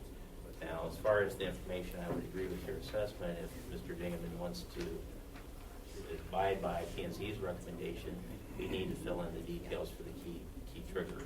Yep. That's this one, I Jeff. would propose we table this until we get it nailed down and we know. It's page 102. 102, I think what he's wanting us is. Okay. Jerry, now that you met with Mr. Dingaman on this whole issue as far as the plans, do you have anything to add as far as what we're considering tonight? I mean, we're gonna have to give Mr. Dingaman apologies. This has been quite a arduous task to go through this process. The concept of background is existing 12th Street doesn't end appropriately. It dead ends, and that is never a way to dead end a street. You either dead end a street into another street, or you put a cul-de-sac on it. There's only two acceptable ways to create a street. You can't take access off the end of the street for a driveway, a home, a business. It has to be terminated in an appropriate turnaround to handle police, fire, public safety, ambulances, and fire trucks. Fundamental rule. So in this case, two methods to solve Mr. Dingaman is either we put a cul-de-sac in, or we put a road in, and you can take it down and put a temporary cul-de-sac at a point later. A simple solution here is we can bring, the concept plan back to P&Z, waive the fees, process it through, and be back to council with a modified preliminary plat for your approval. I think we can do that in 30 days or less, or maybe 60 days, and that would be the solution. Right now, I think we have a little bit, we're kind of out here with all kinds of IDs going all over the place, and we need to lock them down, because otherwise, if we don't, we're going to be not remembering what we talked about tonight, and not envisioning a correct exhibit, because even though this is being recorded, it's not being videoed, so we don't know what the exhibits we're actually looking at. So I would recommend that if we could work with Mr. Dingaman, get the P&Z to reevaluate his concept plan with some of the input from council tonight, and bring it back and for council to review it again. Well, also, I'd like to add, Jerry, as far as the procedures and considering the plat, it was my understanding that that was not the position, but for hearing tonight, I just want to verify that you're okay with P&Z's recommendation. Yes. We need to work with them on filling the details in. And so what I would suggest is maybe we table this item this evening. We'll be back. I think we could do it a little quicker than the 30 days that Jerry's talking about. And we could be back in front of you very quickly. So a quick question, why does it have to go back to P&Z if he's doing what P&Z wants? Thank you. Technically, because what you see here is this is his official preliminary plat that was submitted and routed for comments. Now, an applicant can bring back conceptuals in that process, but this is the original plat that went to the city engineer, fire department, interrural water, all of our other city departments, and everybody chimes in on.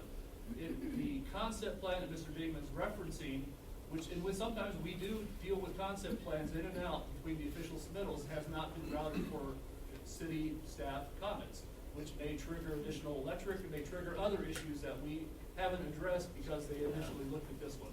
So we just want to make sure all the I's are dotted and the T's are crossed. I think that's let me back up. As far as the P&Z, we'll check base now that we know Mr. Dingaman is in agreement with the P&Z recommendation. we'll check base if it has to go back to P&Z, but we do have to do our review. It's not gonna take us 30 days to review our And review. then the next. Whose phone is this? It was Jeff's. Thank Your you. wife is calling. Well, did you guys find that in the packet by Yeah, chance? I didn't No, know. it's It's- close, but it's it's a not the variation, same, yeah. yeah, Okay. so we did not have that. So my next question is, how did the disconnect occur that we didn't think Jeff was agreeing with P and Z and Jeff was agreeing with P and Z? That's what came up from the staff, from a Jerry, do you want to address that question? Well, in the disconnect here that we'll have to iron out is the cul-de-sac constructed in this location you see there? Or does the cul-de-sac move down 800 feet and it's constructed at the end of that lot 2? That is something that we don't know. Planning P&Z, was looking at moving the cul-de-sac down and temporarily ending the No, cul-de-sac they were not. there.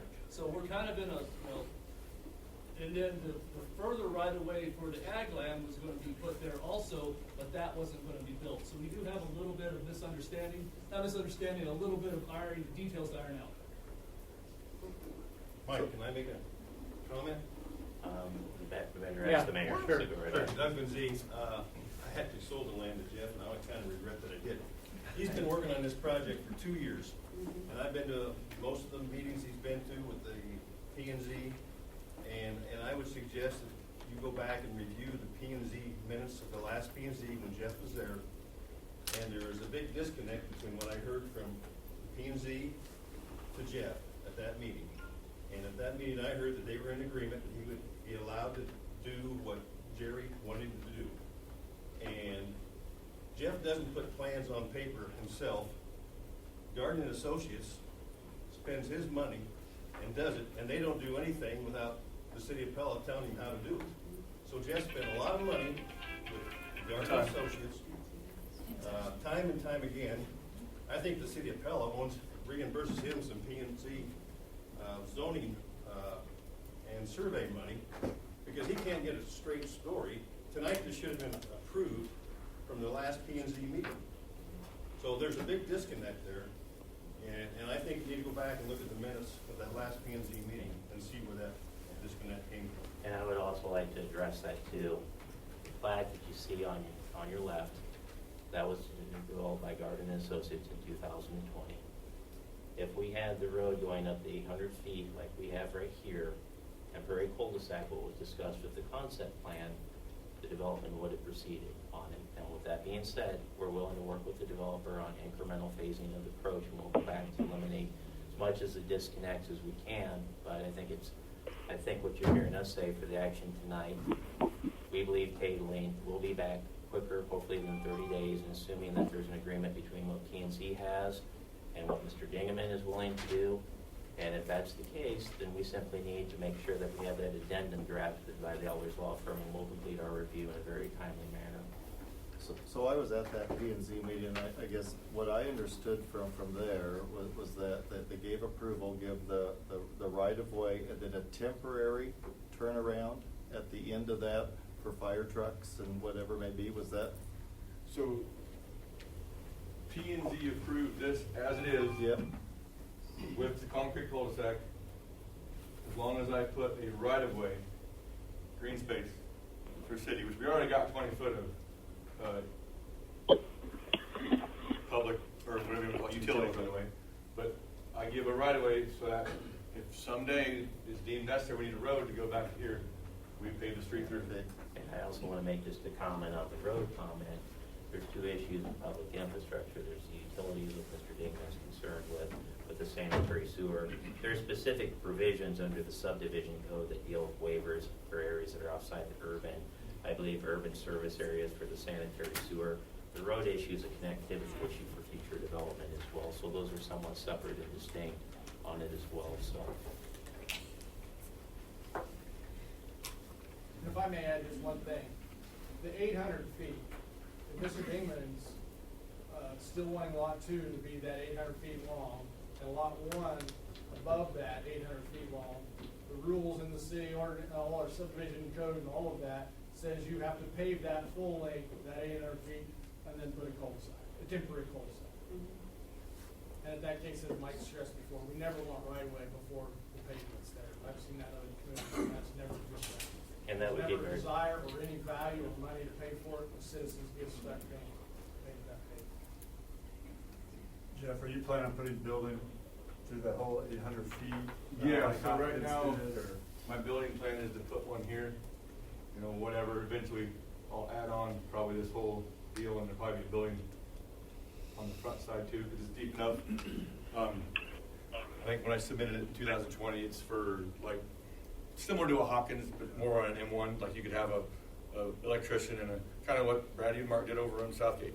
Just, it'd be rentals for multiple businesses that want to use it, had office, garage doors.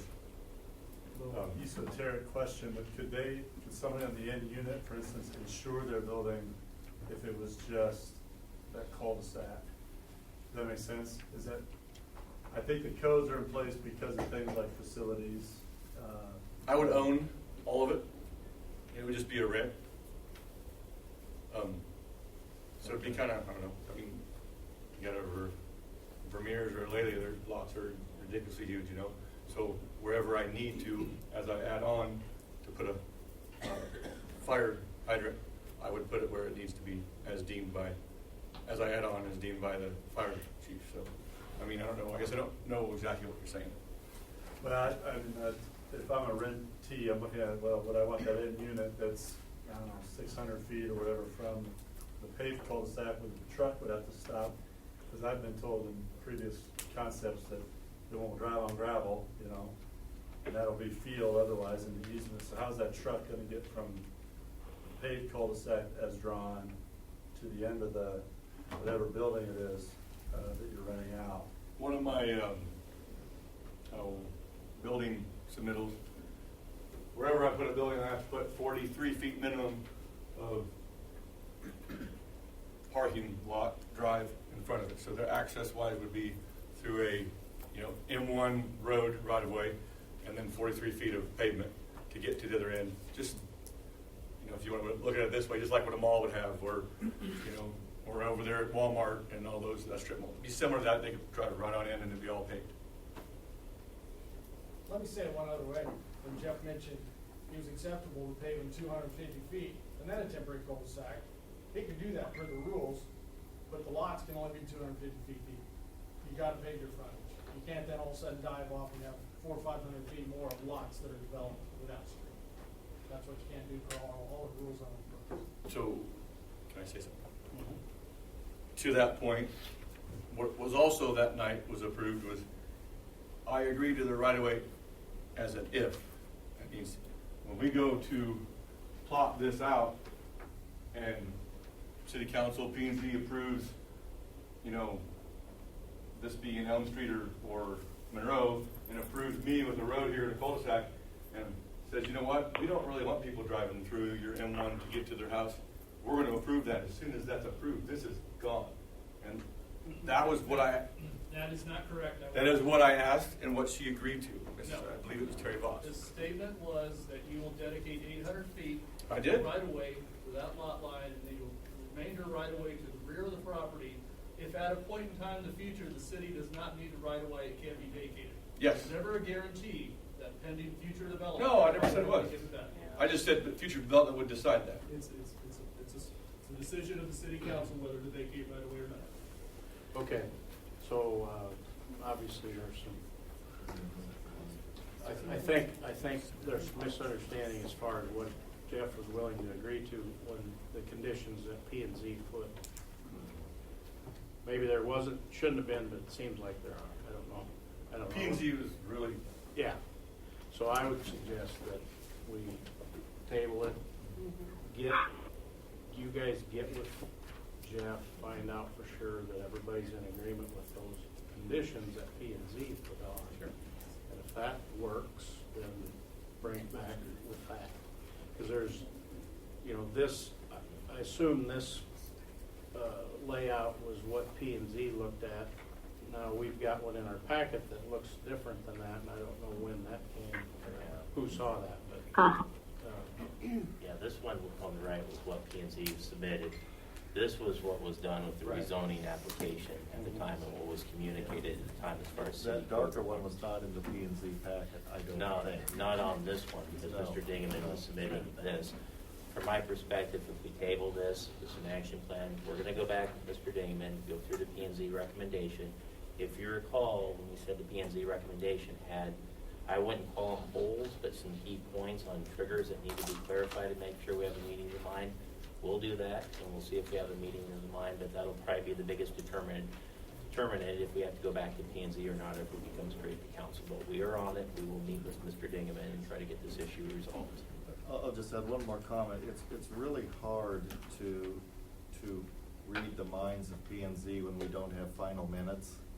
You know, and that's just a timing thing that, you know, we get draft minutes, but they're really not official till they're approved. And trying to figure out what P and Z really did approve, we're already getting different comments right now without seeing a written in front of us. But that's timing. I don't know if you can do anything about it. And we've looked at the draft minutes, and I would say there's some, I'd say that clarity that needs to be added on. And that might be changed at the next P and Z meeting. Yeah. Could I ask for something to go with that? Yeah.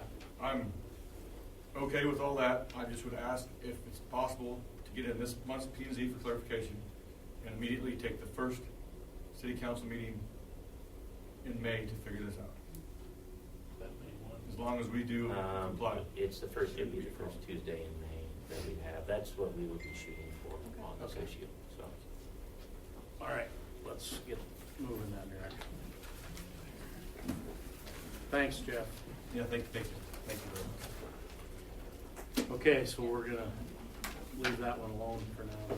Do we have to do a motion to table? we need a motion to table Okay. and then a second, and then a vote on it. Support. So we have a motion to table made by Dion, supported by Branderhorst. All in favor, please say yes. Opposed, no. Mandy, please call the roll. DeYoung. Yes? Branderhorst. Yes. DeAnstruck. Yes. Carlstone. Yes. Ford. Yes. Motion passed. Okay, I'd Red. like to add one little thing. I am adamant that there will be a through street to the north, somewhere in that neighborhood. If we mess around too much, that's gonna be a future traffic nightmare. We get our carpet in next Tuesday. Okay, we are very excited about your carpet, but could you mute your telephone?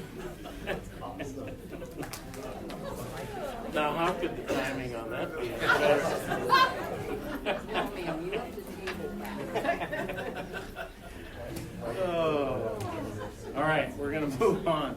Move on to resolution number 6426, entitled Resolution Ordering Construction of the Fuel Oil Storage Tank Enclosure and Fixing a Date for Hearing thereon and Taking of Bids therefore. Mike? Yes, Mr. Mayor, I'd be happy to explain this item, and for those following at home, I'm on slide number 26. And what this resolution will do would authorize staff to seek bids for the fuel oil storage tank enclosure project, so please keep that in mind on this as well, that all we're doing is seeking permission to seek bids on this item. And let me explain this particular item, because it's relatively, like everything with the electric utility, it's a relatively high dollar value item. On an annual basis, the city receives anywhere from $850,000 to just over $1 million from our power supplier, that's Missouri River Energy Services. Missouri River Energy Services, there's a requirement in the regional transmission system that you have to have, I believe it's 115% of your demand and your load, you have to have available generation to support that. We contract, rent out our diesel plant. The diesel plant that we're talking about is on West Washington Street on this as well. There's about 26 megawatts that plant is capable of producing. It's a peaking plant with that. And so keep that in mind, that we've received capacity payments from Missouri River to use as generation. And anytime the transmission system deems that they're necessary to support the regional transmission system, we're required to operate for the electric utility as well. Now, there's been some consideration at MISO as far as dealing with cold weather events and when units can be out on that as well. If you recall, we said ours, we're a summer peaking load in the city of Pella. What's being considered at MISO and also by FERC right now is to change that and to have requirements for peaking plants like ours that they operate in cold winter months. And so we're looking at the cold seasons that have taken place, extreme cold weather events, for instance, in Texas that occurred, other areas in the Midwest where plants have been called ground and they haven't been able to operate. Missouri River has also informed us that they would like to have cold winter enclosures for our plant as well. And this project is really coming from the request or the recommendation from our power supplier as well as MISO and FERC, I'd say, legislation that they're considering right now. So with that, the reason I've given you this long explanation on this is if you look at those fuel tanks, that's the fuel tanks of the diesel generating plant. In order to be able to operate, and we're talking about temperatures somewhere between 15 to 20 degrees below zero consistently on it, we would have to build an enclosure around those fuel tanks on this. We originally started off with a budget of $600,000. Our engineers now say those costs are probably going to come in closer to $1.5 million. Just to know what we're dealing with, and I will tell you, this will be an item that we will be discussing. No decisions will be made, but we feel we actually need to have bids on the item. What we're requesting to do is to seek bids on the item. Let's see what we actually have as far as that, and we can make our decision if we want to go forward with this project. So what we're asking is the permission to seek bids for this project. We would establish April 19th as the bid letting date for this. Once we have hard numbers in hand, we can take a look at those regulations and we can weigh out the risk management from the city's perspective on building a fuel enclosure system for the diesel plant. So, Mr. Mayor, I believe that concludes staff's presentation. I'd be more than happy to answer any questions the mayor and council may have on this item. All right, thank you, Mike. Can I get a motion for approval? So moved. Brandon Horst, Carlstone, any discussion? Okay, all in favor, please say yes. Opposed, no. Mandy, please call the roll. Reindeerhorst. Yes. Carlstone. Yes. Ford. Yes. DeYoung. Yes. DeAnstruck. Yes. Motion passed. Ordinance number 1007, entitled an ordinance amending the zoning ordinance of the City of Pella, Iowa by amending the boundaries of the R1A district to include the property generally located north of the terminus of Country Club Drive and Hazel Street, directing the zoning administrator to note the ordinance number and date of this change on the official zoning map. This is our third reading. Mike? Oh, yes, Mr. Mayor. Once again, I'd like to direct the council's attention to the screen for a brief presentation on this item. Please keep in mind this is our third reading of the rezoning ordinance, so I will be going through these slides very quickly this evening, but if I move too quickly, please do not hesitate to ask me to stop and explain things. What we have this evening is we have a request from the ATI group to rezone just over 180-acre parcel that is on North Hazel Street, and it's also this Burgundy area up here. What we have is a mixed zoning up here. The lower portion of the property is zoned R1, that's single-family residential. The top portion actually out here that's currently outside city limits, that's A1 agricultural. What we have for these parcels and the request that we're considering this evening is to rezone these R1 parcels as well as these A1 parcels to R1A. The only difference between R1A and R1 is the lot sizes in there, and also one use on it as well. With the lot sizes, in R1 it's a 10,000 minimum lot size. R1A is 8,500 square feet. The other thing that R1A has and R1 does not currently have is it allows the use as a single family attached, and oftentimes people use the term duplexes. They're really not duplexes, they're two owner-occupied housing units that are sold as individual housing units that share a common wall. That's single family attached. That use is not allowed in R1 zoning districts, but it is allowed in R1A, and this is a request of the developer for flexibility within their development plans as well. And I believe that we've kind of covered all these items, Mandy. So let's go ahead to slide number 28, please. Now, anytime we look at zoning ordinances as well as zoning ordinance requests for changes, we always take a look at the comprehensive plan. When we look at the comprehensive plan in itself is not just the future use land map or certain segments of the comprehensive plan. It's a judgment call on the conformity with the overall document. In our case, our document is roughly 140 pages. So when we talk about conformance with the comprehensive plan, we're talking about the document as a whole. As you can see up here on the big board, the future use land map actually identifies low-density residential housing all around the site, and actually identifies part of the site as low-density residential. The ag property up here probably had the designation because that's what the current use was at the time when the comprehensive plan was adopted. So let's go ahead, please, Mandy. We also take a look at items on the comprehensive plan as far as the compatibility matrix on there. So when we look at this, we're looking at R1A, how R1A is compatible with existing R1 housing in the area.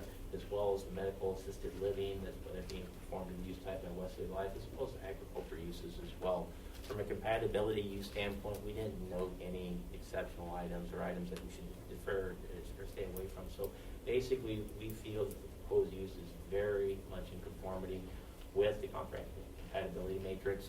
Now, as far as the other items of the comprehensive plan, we've looked at the future use land map. We believe the proposed plan aligns with the city's future use land map. From a compatibility standpoint, we also believe the proposed use is compatible with the existing neighborhood and what's being proposed in the area.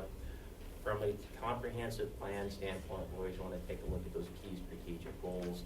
Housing was identified as a key strategic need of the housing. In fact, there's an entire section on strategies that the city could use as far as economic incentives to incentivize additional housing within our communities. So when you look at this, we believe this development meets a key goal. It hits the key high priority as far as additional housing for the city.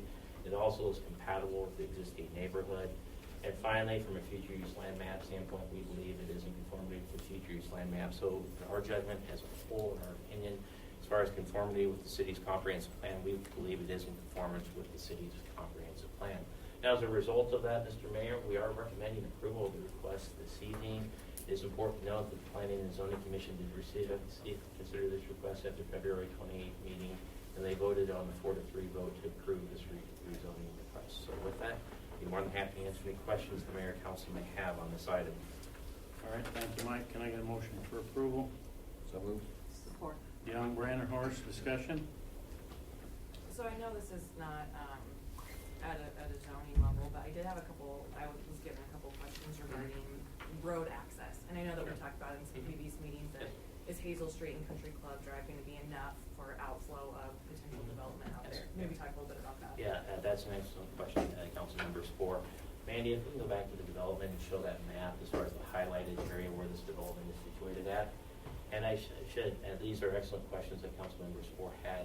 Hazel Street actually comes up, and I believe I can orientate this as well. I believe this is Hazel Street up here. And the Country Club Drive is right over here as well. Now, Councilmember Spore is asking questions as far as traffic flow and when we consider this. Typically, we consider traffic and infrastructure similar with Mr. Dingman, during the preliminary plat subdivision phase of the project. And in this particular case, I can tell you as far as additional streets, the development's concept plans and subdivision plans, please keep in mind, the developer is going to be required to extend streets to the property line on the preliminary plat. Now, included with that, there's always been a connection in the comprehensive plan on Fountain View Drive. I believe that comes down here in alignment up here. Probably off a little bit as far as the alignment, but the emphasis is the connection to the west. The subdivision or preliminary plat that the council will review for this development will have a proposed route alignment that aligns with the city's comprehensive plan. There will be a connection shown to the west for the development. And please keep in mind, the developer can only worry what's on site, so their charge is on site, but there will be a proposed concept for those traffic flow plans and additional outlets. Now, I want to also preface my comments, just because you show it on a subdivision plan, there's more to building streets. So when you look at Fountain View, for instance, Drive, you have the developers owning this parcel. They're going to be required to extend infrastructure, public infrastructure, to their property lines. That's a requirement under city code, and that's almost a non-negotiable item. The developer has to do it, and really the only question at that point is the phasing plan. So when we look at getting off-site, that very well may be a city-initiated project, and that would be something that would be spearheaded by the city council, and that'll be something that we'll have to evaluate as we proceed with the development when that western connection would be developed, because very well may be ahead of working with the developer on additional developments, and so it may have to be a city-initiated project if the city council determines that road would have to be done in conjunction with the development. So I hope I answered your question. Okay. And to follow up on Liz's question about sidewalks on Hazel and Country Club Drive, same thing? Yeah, that's an excellent point too, Councilmember Bannister. Sidewalks on there, our staff is taking a look at sidewalks on this area. Currently, there is not sidewalks on Hazel Street, Country Club Drive. We've performed a preliminary review of those areas with the sidewalks, and we do have estimated cost on the sidewalks. What we are tentatively scheduled to do is have a sidewalk discussion on May 5th, where we talk about not only these two areas, but we've also got some additional areas that were brought up in meetings with council members on it that we'll be considering as far as the council as a whole. on it. But getting back to these two areas, I guess what the best way to look at it is we believe there could be sidewalks installed in this development. Some of these are policy issues council's going to have to address. There's more coming on May 5th, but that discussion, I'd say May 5th, it's the first meeting in May that we have this, that we have tentatively covered. So there'll be additional discussions on sidewalks in these areas and pedestrian traffic on Hazel and Country Club Drive as well. Anything else? Okay, so all in favor of the motion, please say yes. Opposed, no. Mandy, please call the roll. Young, Yes? Ranger, Yes. Danstruck, Yes. Carlstone, Yes. Spore. Yes. Motion passed. Now, we have a motion for adoption of the ordinance number Motion to adopt. 1007. Second. Manster, Brander, Horst. Discussion? Okay, all in favor, please say yes. Opposed, no. Mandy, please call the roll. Danstruck, Yes. Ranger, Yes. Carlstone, Yes. Spore. Yes. Young. Yes. Motion passed. All right, abstract of bills number 2100. Can I get a motion for approval? Move to approve and issue warrants. Support? Brander, Horst, DeYoung. Any questions, discussion? Okay, all in favor, please say yes. Opposed, no. Mandy, please call the roll. Ranger, Yes. Young, Yes. Danstruck, Yes. Carlstone, Yes. Spore. Yes. Motion passed. Anybody on council have any other business you want to address us with this evening? Okay, now is time for the public comments. Here's your opportunity to address us. Can we have a quick break? Yeah, we could, quick. So as I started to say, this is a time for public comment. You're welcome to come to the mic, state your name and address, and address the council with anything you'd like. I just beg of you to please keep your comments to 3 minutes. I don't want to have to time you, but if I have to, I will. So, anybody want to speak?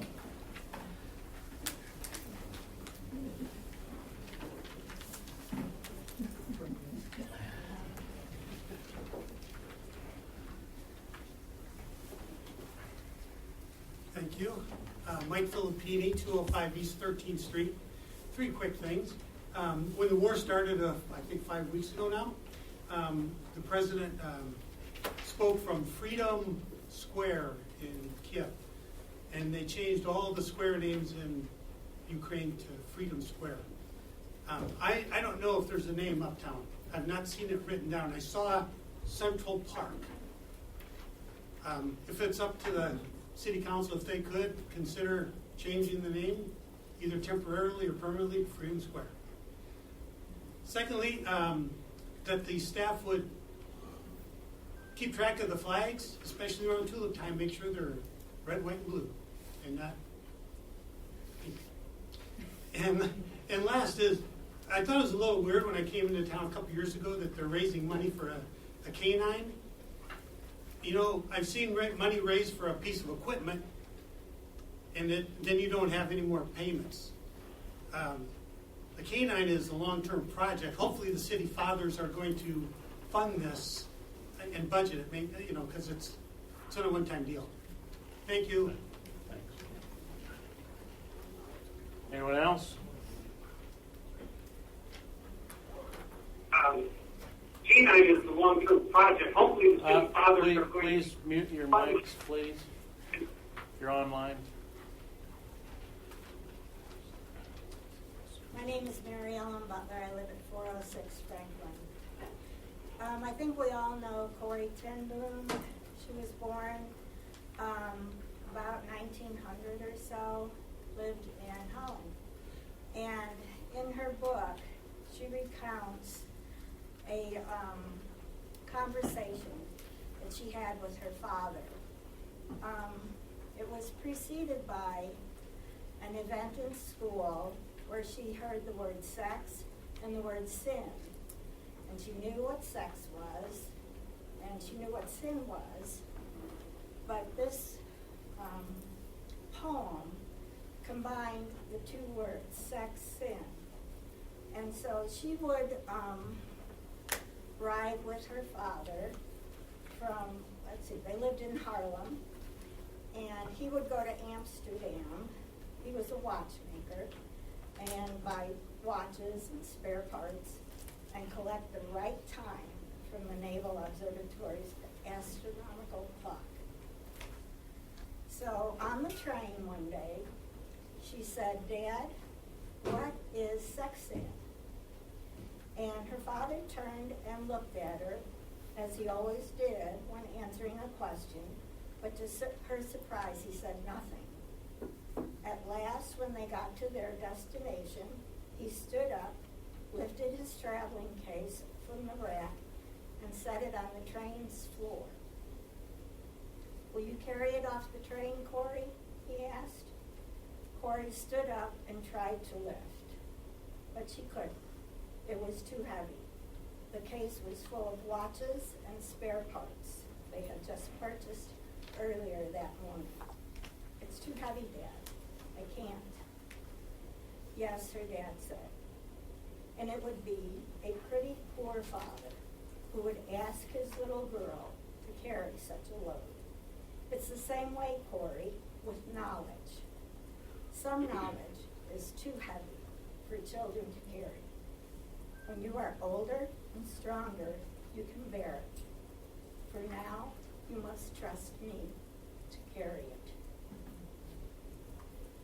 I think our city council needs to take back control over our library. I'm visiting the library. I have seen our neighbors' boys there alone. They ride their bike to the library. That should be a wonderful activity for young children to go unaccompanied to a library. It should be a safe place. And I think we need to take back control of our library. Thank you.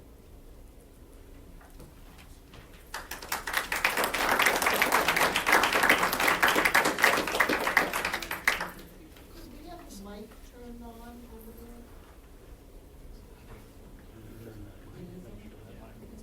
Is it on? Okay, anyone else?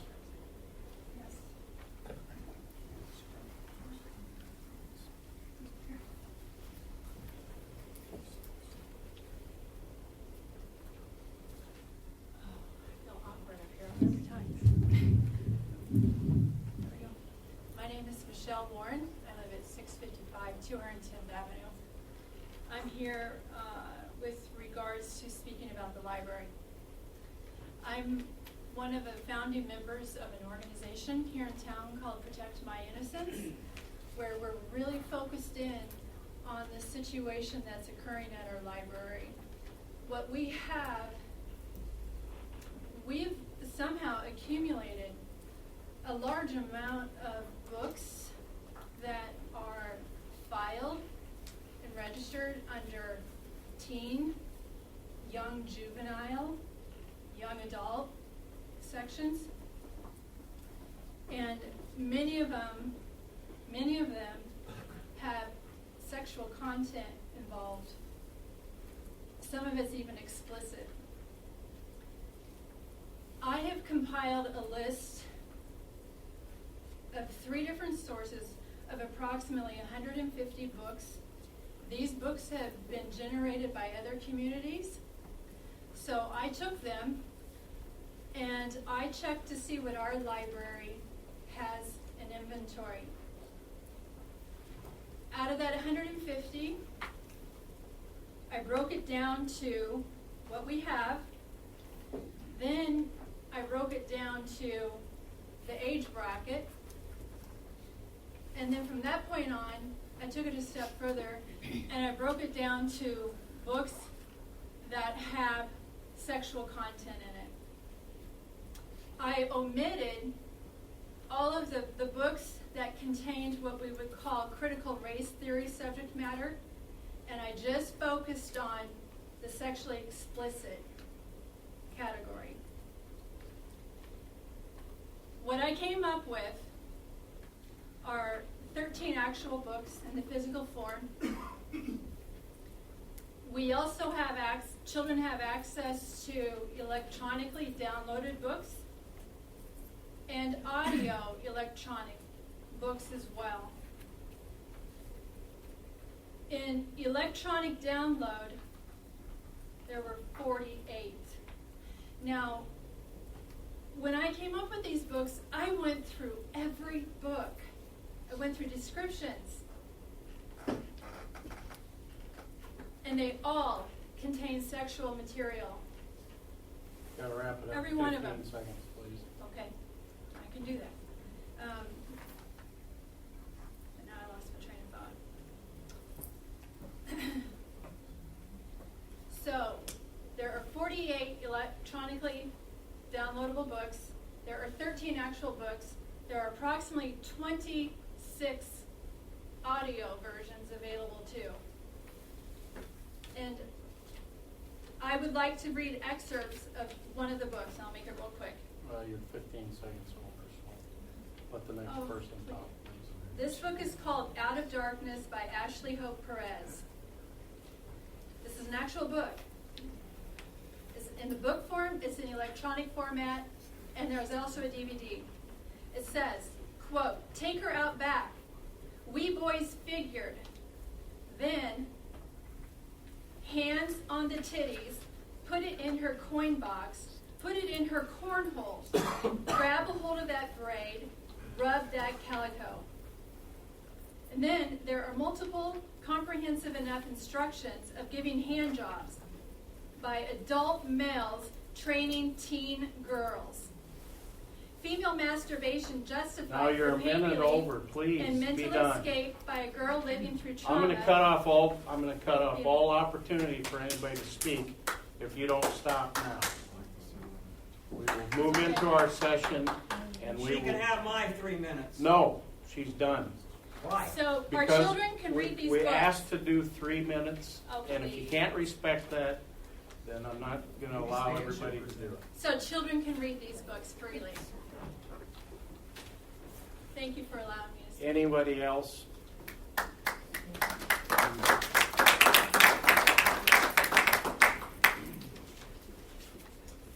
Just in case you do have to end this session, I'm going to take my opportunity now. My name is Ann McCullough Kelly. I reside at 1208 Broadway Street in Pella. My family and I are frequent patrons of Pella Public Library. We appreciate the hard and thoughtful work carried out by the library employees and the Board of Trustees to ensure that the materials available represent diversity and inclusion for all patrons of the library. We trust the current process of administering library policies and resources via an independent board of volunteers whose applications are carefully reviewed before they are recommended by library staff and appointed by the City Council. We trust this process. We have taken the time to educate ourselves about how this process works and the policies of the public library. Thank you for this opportunity to speak.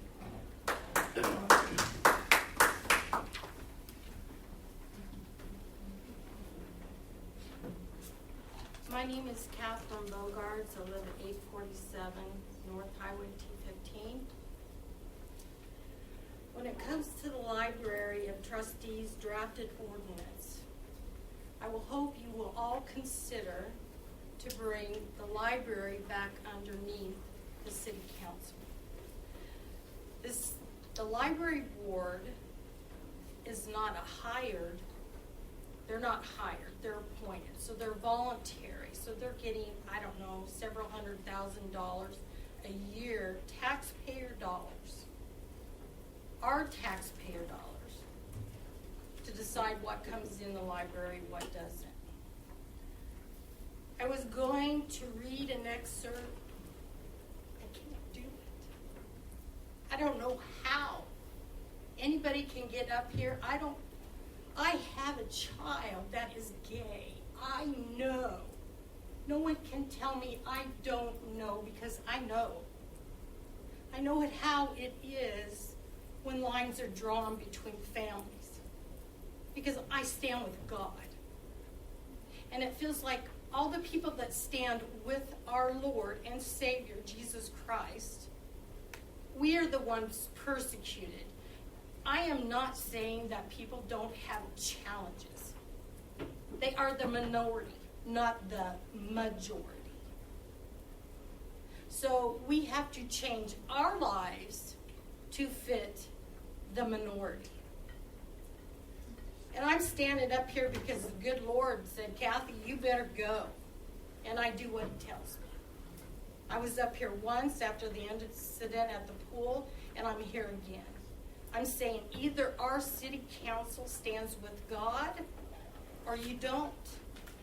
You either bring it back to the city where it belongs so that you have oversight of what's going on and more control.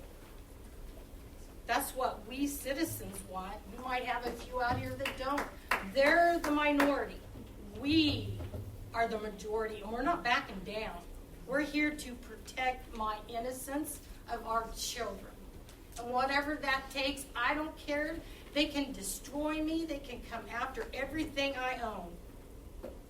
But when I stand before the Lord, and he says to each and every one of you, what did you do when it came and you knew? Did you stand for the truth? Did you stand for the children? I don't want to be that person that says, no, I didn't. I'm sorry. Thank you.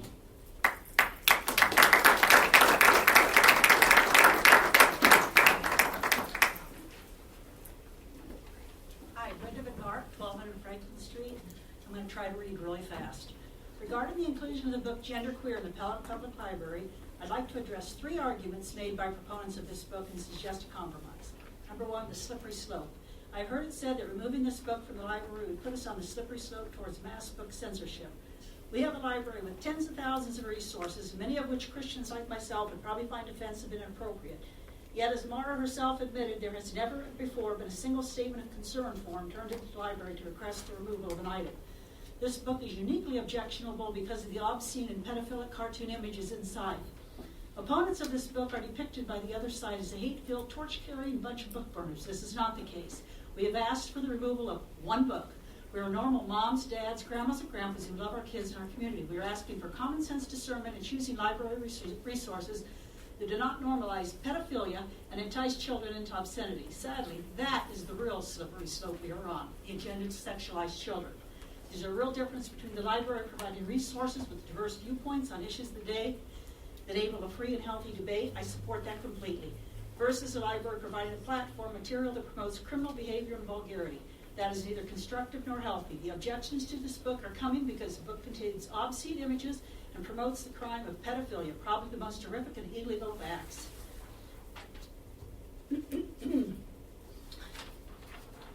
If the library is suggesting it would be censorship to remove this book, that would mean the issue of pedophilia is one they believe should be open to public debate. That would mean they're suggesting taxpayers are obligated to make sure diverse viewpoints on pedophilia are represented in our library, so our community can revisit whether exploiting a child for sex is acceptable.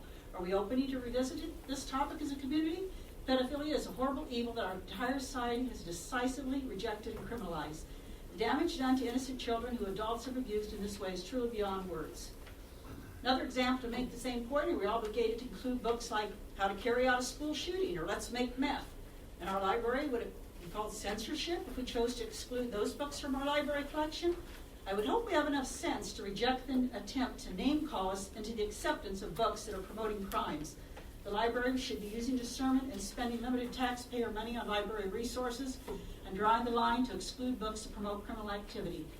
Number 2, they say the library needs to serve everyone. I've heard Mara and others who support the inclusion of this book in the library say that the library needs to serve all the people of Pella. Specifically in the case of genderqueer, meaning that the library should be presenting and providing resources for the LGBTQ population. Using the justification that acquiring genderqueer helps the library serve the needs of everyone in the community ignores the fact that the presence of this book in open circulation of the library now limits the abilities of families to use the library. By catering to the desires of a minority, the library has now made the library a markedly less convenient resource to access for a large number of concerned families. Is that truly serving everyone in the community when we cater to one group at the expense of a larger group? Moms with multiple children do not march single file through the library when they visit.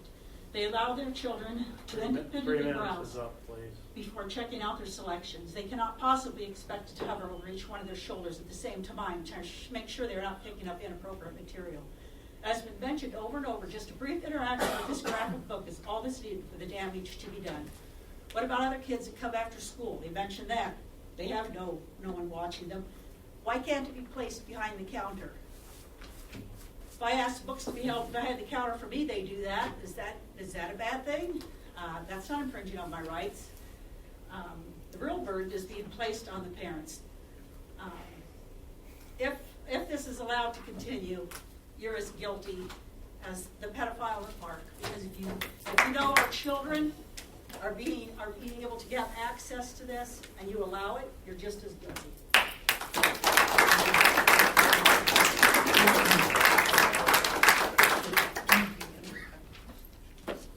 My name is Ann Nadolski and I live at 1014 Lincoln.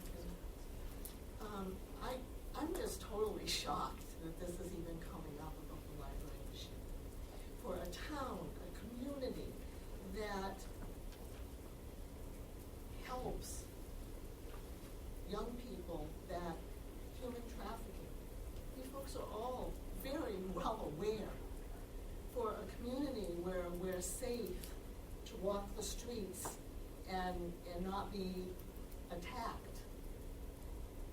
it's a nice, safe community. Also, movies are rated. When you go to a movie, young people cannot go into an R-rated movie or an X-rated movie. And shelving in stores, the porn magazines, the Playboy magazines cannot be at a child's eye level in a store. There are laws about this. And I was appalled tonight to hear that this book is in our library. The title of it is The Perks of Being a Wallflower by Stephen Kabowski. It's in teen fiction, and it tells how to rape a girl that considers herself a wallflower in explicit details, which I will not read here. It's not appropriate. And that's on our teen shelves.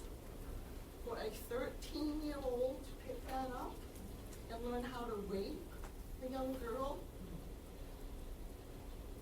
we need your help with this. And we pay our city employees. This will not be stood for.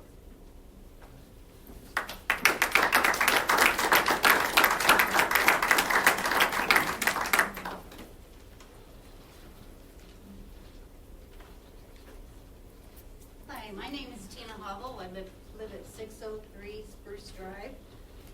I'd like to make a couple of statements here. For one, I applaud you trying to keep time on the things, but I think it's very irresponsible to everyone to go over their times. I've said with that. I agree that the library has the right to do what they do with the books. You all mentioned you protect your innocence and you reference God. Not everyone believes in your God. You know, where does your accountability come for training your children so they won't go into the library and like, oh, let's go find that book? Why don't you? How can you say protect your innocence? Do you have the internet in your home? Do your kids have cell phones? Do they watch TV? You can't put this burden on this group of people. They represent me and others as well as you. It kind of, to me, comes back to kind of a religious thing. I think everybody needs to understand that the Reformed Church and the others in town are not the only religions in the world. Now, if we were talking about Islam or something here, everyone would have a completely different take on what we're talking about here. I do believe that some of this accountability has to come back on you as parents. I raised my children where we used the correct terms. We used penis, we used vagina.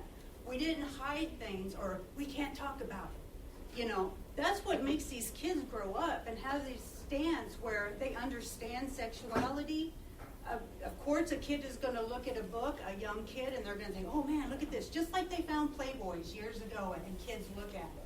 I just think that it's time that we maybe grow up as a community, and we don't live in the 1950s anymore. That's just the basic fact. I find a lot of the religion seems to condemn the people that are different. I personally had a very good friend whose son jumped out of a 23-story building because he was gay. He was 13, rather than tell his father, who was an elder at their church. So if queer for folks, or is that queer as whatever, then I think that book needs to be available so kids can read it, so that some of your 13-year-olds don't jump out a 23-story building rather than go home and have to tell a parent that. That's all I have to say.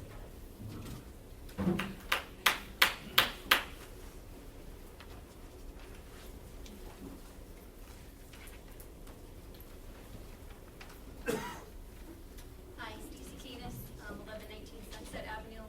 I just want to speak to what that nice lady just spoke to. As far as parents being in control of their own children, what would be nice is if it didn't feel like the library was going behind the backs of parents who do not approve of their children seeing images in the book Genderqueer. Right now, that book being made available to my kids when they come to the library is not okay with me. Putting the book behind the counter where adults can check it out. If a person like the woman who just spoke wants her children to see it, then she as the parent can make that decision. She can check it out for her child, and they can look at that book as they wish to. For the majority of other parents who do not think that it's appropriate for children to see images of a large man sexually touching a naked, hairless boy, we shouldn't have to worry about the library making that available to our kids without our permission or consent. I just would argue very much more, let's compromise. We can all agree that this book is not good or appropriate. I have a 7-year-old son. What is he going to get out of that book besides being damaged by seeing images that make no sense to him and that suggest it's okay for adult men to touch little boys? We agree this is not good for little children. For older kids, if there are parents who think that it could be advantageous, I would disagree with them, but they as the parent can make that choice if the book is behind the library counter. I would just urge you, please compromise. Please take advantage of the common ground that I think we have, that this is not appropriate for very young children. Please don't make it accessible to them at our library. Thank you.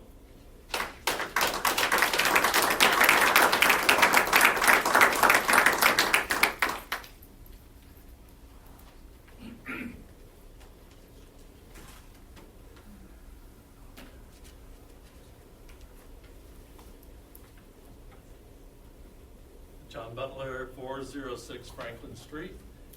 I'll be brief here. I caught a great quote, and I want to share this quote with you. When a great moral issue is involved, neutrality does not serve righteousness. For to be neutral between right and wrong is to serve wrong. Now, I think your job is to raise the standards of the community, not to let them go down.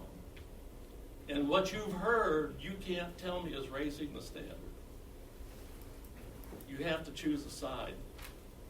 There comes a time in every man's life when he has to choose what is going to be good on the side of right or on the side of wrong. Yeah, we all have different religions. We don't all believe in the same God. And that's an interesting thing, too. Jesus came and said, I've come not to bring peace but the sword, because he knew the name of Jesus would divide people. Nobody wants to surrender to somebody with a higher authority. Jesus has a higher authority. And he said, which is really hard for people to accept, I am the way, the truth, and the life. No one comes to the Father but by me. Whoa! What a statement. You either believe that or you don't. You have a choice to believe it or not. You're putting your life on the line. Eternity is a long time. Thank you.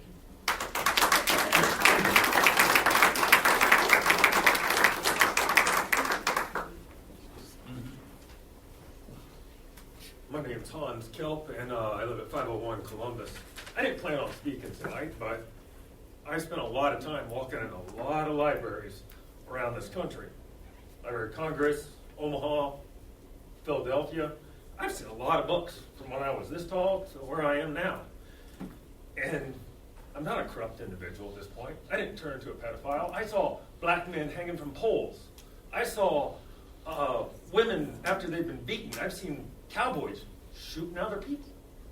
It didn't turn me into that kind of person. I don't always agree in everything that I see. I've seen Muslim books. I've seen Christian books. I go to church as much as I can with my family. And what I do appreciate is that our government allows everybody to put stuff up, whether we agree with it or not. And then we vote on it.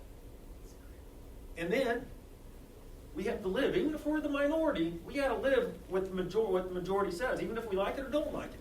And that's what I want you guys to think about, is protecting the minor people. And that's what Jesus did. We talk about Jesus. Jesus protected the weak. We talk about as Paul walked on the road, and the 3 guys that walked by, 2 passed, didn't do anything, and the Samaritan. Thank you. Why was he a Samaritan? He wasn't appreciated. He was different than everybody else, but he did what was right for that person that was hurt. Sometimes we do those kind of things. So protect us. Give us our rights. Make sure that everybody has something to gain access to. Thank you.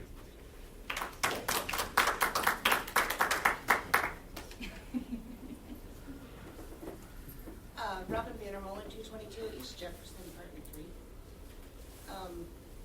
First, I want to make a comment on that and say that I understand why you don't agree that the minority should have to go with the majority, but why is it being asked for the majority to go along with the minority? That's not fair either. You guys have a really tough job, and I understand that, and I appreciate all of your efforts and whatever moving forward. I would not want to be in your shoes, not at all. So the rest of this is very brief. The library represents all people, it does, but that should never include making sexual content available to kids. Okay. Ever. Whether you believe in our God or not, how is sexualization of kids okay? How is allowing kids to have access to pictures of adults sexualizing kids okay?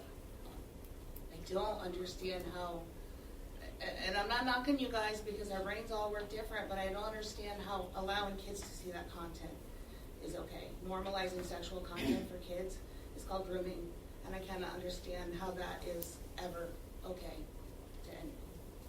Thank you.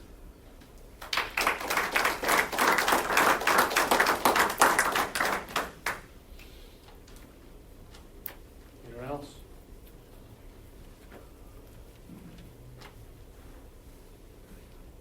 Anita Fisher, 1546 Pleasant Drive. A lot of what I'm going to say is going to be reiterated from what I've heard. But I've been doing some studying up on the ALA.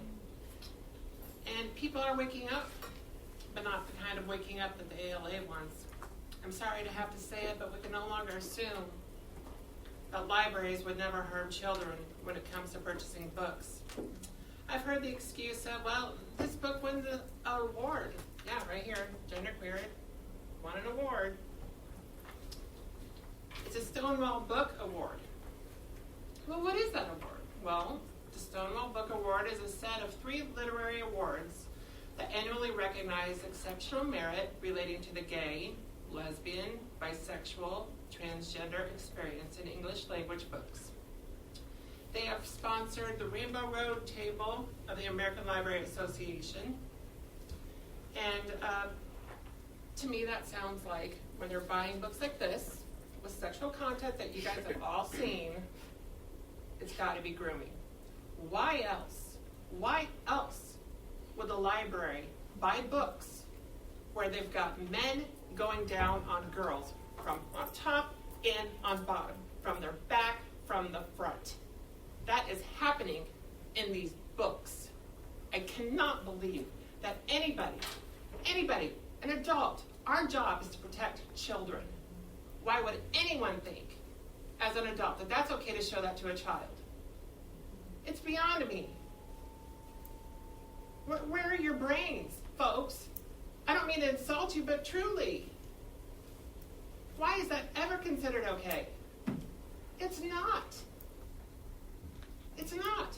Now, I want to tell you, many of us who protect my innocence, and protect my innocence, folks, please raise your hand. Okay, you've seen us. There's a bunch of us here. We mean business. We're here to protect our children, okay? Some of us have gone to the court or to State House, with what's been going on here. What you have here are signed petitions to protect my innocence. Signed petitions. There's thousands of signatures on here from across Iowa. You may be interested to know that over 500 of them are from your constituents. What is in this are people who are sick and tired of their children being sexualized. So that's definitely a majority. So you need to think about your heart, you need to think about your head, you need to think about children. Please wrap it up, 3 minutes. It's not about how you perceive your life or how you want to live your life. It's about children. Protect children, don't protect porn. That's it. Thank you.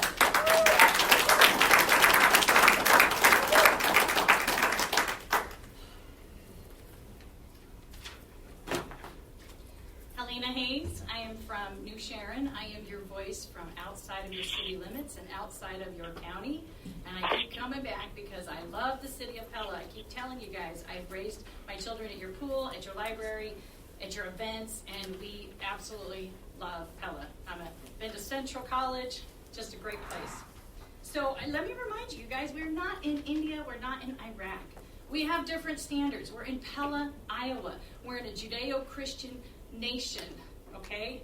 It's okay that we have standards. It's okay that we stand up. It's okay that we have morality that is not the same as other countries. It's okay that we have a different God, the true living God, okay? The God of Abraham, Isaac, and Jacob, the God of Israel, okay? So that's okay. I just want to say, too, I'm glad my last name is not Dingham.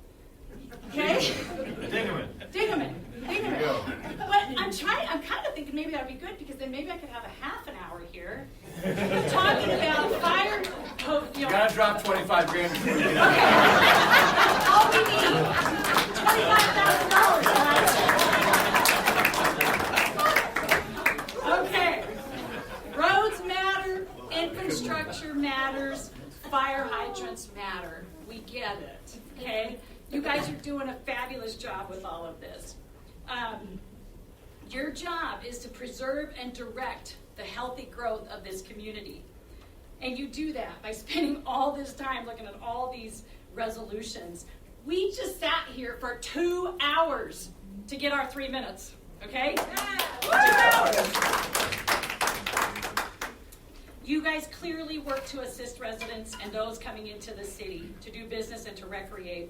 You provide a quality service and a community for better groups, for both groups, residents and visitors. I am not a resident, I'm a visitor to this community. I love this part of Iowa. So, we're facing 2 resolutions we're going to get to right here that have been brought up. I've read them, I've looked at the agenda. It's clear to me, and I come to this understanding, that there's one department in this city, one city department that is not into the oversight of this city council, okay? One. Does anybody know what that is?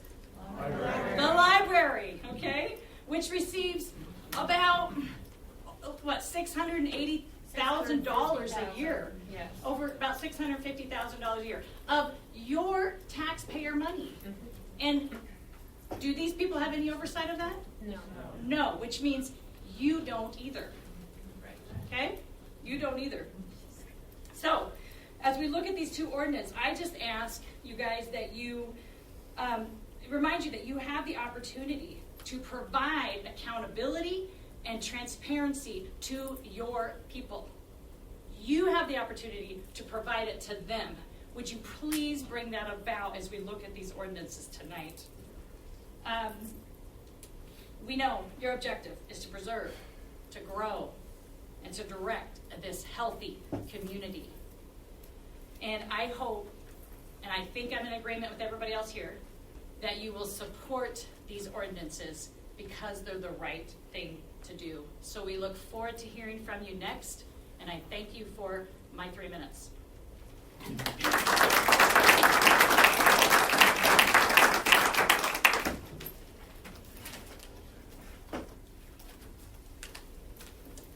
my name is Jill DeBreeze, and I live at 623 North Oaks Drive.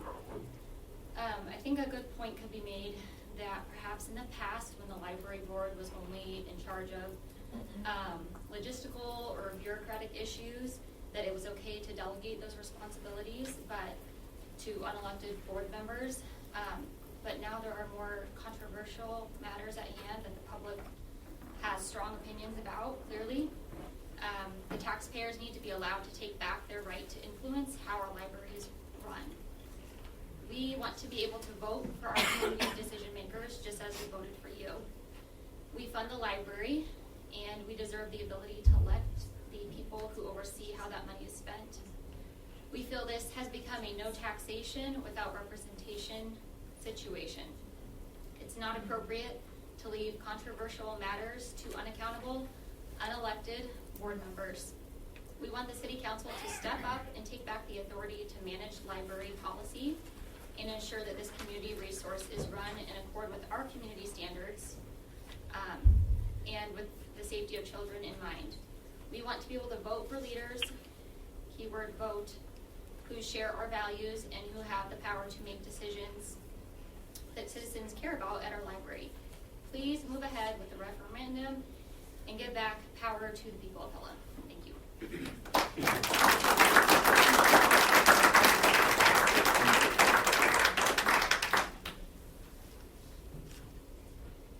Okay, anyone else? All right, we will move into our planning and zoning. Just as a reminder, we have 2 drafted ordinances here that we are going to consider. We're not considering the ordinances, we're considering whether to move the ordinances forward. We aren't voting on these ordinances tonight, we're just discussing to give direction whether to bring these back for a vote. In the case of the library, it's not the actual ordinance, it would be a referendum to change the ordinance. So you start with the library? Yes, sir. Okay. So I'd like to direct everyone's attention to the big board. For those following at home, I'm on slide 31 this evening. As Mayor DeWard stated, what we have tonight for discussion is a draft Library Board of Trustees ordinance. And as it says in the first bullet point up there, this proposed ordinance could change the power and duties of the Library Board of Trustees that's currently under City Code.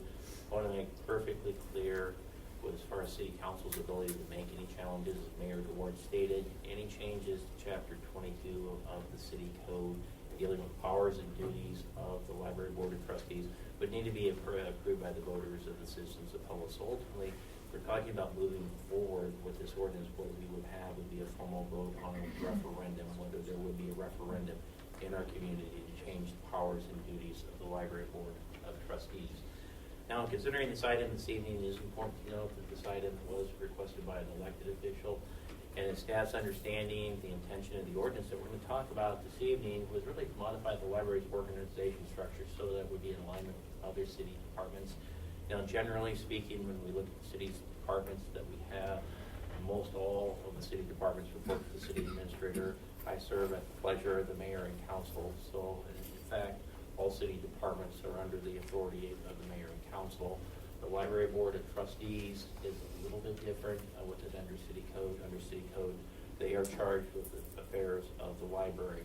Now, with that, we'll get into some of the specifics of the ordinance as close as the changes, the proposed changes of this as well. I would like to say, in considering this item tonight, and as far as modifying the powers and duties, this ordinance was largely based when we consider Section 22.05 off the City of Clive, Iowa's ordinance. In Clive, Iowa, the city, the Library Board of Trustees does not have exclusive affairs of the library itself. And we'll go through some of the differences, but keep in mind that this ordinance, a lot of the contents that you see in the powers and duties that we're going to talk about tonight was modeled after the City of Clive. And so, Mandy, let's go ahead, please. Okay. Now, I'd be remiss if I didn't state these next two items, and actually they were brought up by the city attorney as well. Now, as far as the modifications under this library ordinance that we're considering to modify the powers and duties of the Library Board of Trustees, however, it does not change any existing First Amendment protections for library materials and patrons. And secondly, if the council were to choose to modify the powers and duties, and if the resulting ordinance that would be approved by the voters would be to get more power or control over the library to the city council as well, those same constitutional protections that currently apply to our current Library Board of Trustees would need to be honored by and obeyed by the Pella City Council as well. So please keep that in mind, that we're purely talking about powers and controls at the local level. First Amendment constitutional issues would still be into effect as well. So I think we've already mentioned this, but this ordinance this evening has been reviewed by the city's legal counsel. And we're briefly going to go through some of the changes, but if I move too fast, do not hesitate to ask for clarification on these items as well. So let's go through some of the big changes that we have with the ordinance. And as we said, if you look at this ordinance, a lot of this ordinance resembles, well, it is the same as what we currently have now. The one main section where our changes was section 2205, and that would be the charge of affairs to the Library Board of Trustees. Now, under this proposed ordinance that we're considering this evening, the Library Board of Trustees would no longer have exclusive control of all library affairs. However, it is important to note the board would have the authority to adopt policies for use of the library. So that would be the operational policies of the library. Likewise, this ordinance that we are considering this evening states that the City Council could change any of their policies by a vote or a passage of a resolution. As council is aware, but maybe for members in the audience or those following at home, a resolution would require 4 council members to be in agreement, along with support of the mayor as well. So while the operating policies would be approved by the Library Board of Trustees, if City Council deemed and chose that they would like to change any of those policies, they would have the right under this ordinance to do by passage of a resolution, which once again would require 4 council members and the support of the mayor to change any policy at the library. That's currently not a provision that is under the current city code as well. Current city code has a charge of the affairs and the responsibilities for managing the library to the Library Board of Trustees. The second item, when we look at powers and duties, is hiring of personnel. If you were to go to the current ordinance, it talks about the Library Board of Trustees' responsibility in hiring what the code confirms is a librarian who shall hire the rest of the staff. In their section, the library director reports to the Library Board of Trustees, and it also talks about removal and what's required for removal as well. Now, one of the items under the current code, and it's been interpreted as a shared responsibility, but the library director is also under my code section as well. And through the years, the Library Board of Trustees, at least from my perspective and myself, and I deal on the personnel side of things. The Library Board of Trustees deals with everything else at the library. So policies, operating policies, that is the Library Board of Trustees. But from my perspective, I would say we've worked well in managing the library director from my perspective through the years. This proposed ordinance that we would have this evening would remove the shared responsibility. The library director would report to the city administrator. This would be similar to other city departments in the City of Pella. And so with that, it still gives the library board, would still have the ability to make recommendations and provide the city administration with advice regarding the control and supervision of the library staff, including the director. Very similar to the 5 ordinance, but it would be just a change that the sole responsibility for managing the staff is they would report to the city administrator. I report to the city council, and I serve at the leisure of the mayor and council as well. Now, as far as expenditures, what this ordinance would do would provide the city council with exclusive control of all expenditures at the library. Currently, what happens with our procedures, it's my understanding that as far as the abstract, what we commonly refer to as the abstract of bills, before it's presented to City Council, it's presented to the Library Board of Trustees. The current ordinance said that no funds shall be paid out of the library unless it's approved by the Library Board of Trustees. And there may be an officer, and there's some more language on that, but I know it is presented at 3 meetings. Once we receive approval of that, it's submitted to the city council for consideration. So if you wanted to look at it from a code procedural standpoint, it's a shared responsibility because council still reviews those same bills as well. This removal of this section would just make it, as far as language, there wouldn't be any responsibility of the library board of trustees to review expenditures. They could if they wanted to, but it would clarify that the sole authority from a code procedure standpoint would be with the city council. Well, let's go ahead, please, Mandy. Now, as far as 2206, this is a very minor change that we have. If you were to look at the current ordinance, it states that the Library Board of Trustees has the authority to contract with other libraries. This has been modified to state that they would make recommendations to the city council. It would be similar to other departments. City council approves contracts with other entities on this, so the contracting ability would remain or would be with the city council. So they would go from having authority to approve contracts to the council making recommendations to the city council. And as we stated, expenditures under the current ordinance, this section was deleted as council would have authority for all departmental expenditures. There's a separate section under the current ordinance, it's 22.08. As far as the next three sections, I would say they've really been renumbered in the proposed ordinance, and the content's really the same responsibilities that we have as far as that. Section here, 22.10, is a new procedure, and this was what the Clive Library has as well, appeal process. What this section would allow is that any person that would be aggrieved by a decision of the Library Board of Trustees could file that, they could file the appeal of the decision to the City Council. So if there was an issue that came up in the enforcement of library policies and procedures, and someone was aggrieved with that, they would have the right to file an appeal with City Council and have the City Council consider the appeal on the matter. And that's very similar to what the Clive Library has as well. I think the language is almost verbatim. So Mandy, let's go ahead. And as I stated before, what we're here looking for direction is if council wanted to proceed with this ordinance, it would take a vote of the voters and the citizens of Pella. So what we're really looking for is direction tonight. If council would like to authorize a referendum. Now, what I would say, if council would like to authorize a referendum, it may take another work session or two because we have a city attorney draft the referendum language for council before there was authorization. And then there would be a vote on a resolution establishing a public referendum. And you would have at that time dates for a public referendum. And those types of process and procedures would be identified. But right now, we're just looking at the first step. If council would like to proceed and consider this as a public referendum, which we would, if that is the case, we would have the city attorney draft the referendum language as well. So in considering our options tonight, we have them listed up on the big board here, and I'm on slide number 35 for those following at home. Option number 1 would be to proceed with the public referendum for the ordinance as drafted. Option number 2, we're considering an ordinance for council members. This is the first time we've discussed the ordinance. So I classify if there's any comments such as we'd like to see this change or this section change or dialogue on it, or before we really feel comfortable with this section, we'd like to have additional information for consideration. That's option number 2. What we would likely do is we'd have to go back, talk amongst staff, and then do the research and get back to you at another healthy planning work session as well. So again, and maybe it wouldn't take that depending on what's recommended, but anything other than the ordinance drafted as presented tonight, option number 1, that's option number 2. Option number 3 would be to propose no changes to the current chapter 22 of the Library Board of Trustees, so this would be maintaining the status quo. So with that, Mr. Mayor, that concludes the staff presentation this evening. Be more than happy to answer any questions the Mayor Council may have on this item. Okay, thanks, Mike. So, as we always do in our policy and planning discussions, now's the time to discuss with the objective being how do we want to instruct staff to proceed? And obviously, they have 3 options. Perhaps there's more, I don't know. But so anyway,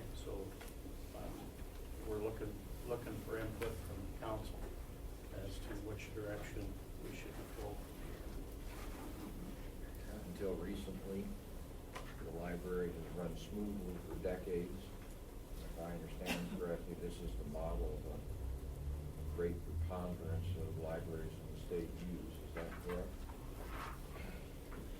And in finding the model that we had, according to the Iowa Library Association, they stated as far as mid-sized libraries, there's 2 libraries that did not get direct authority and control of library affairs, and then from the Iowa Library Association, that was Clyde and North Liberty that they had. And the rest use this model? Or That was something the understanding and the information that we got from the Iowa Libraries Association. So we hit a rough patch here, but otherwise I don't see any reason to change the model. Mr. Mayor, I'm sorry, could you guys speak up? I'm having trouble hearing you back there. Excuse me, I have my mic off.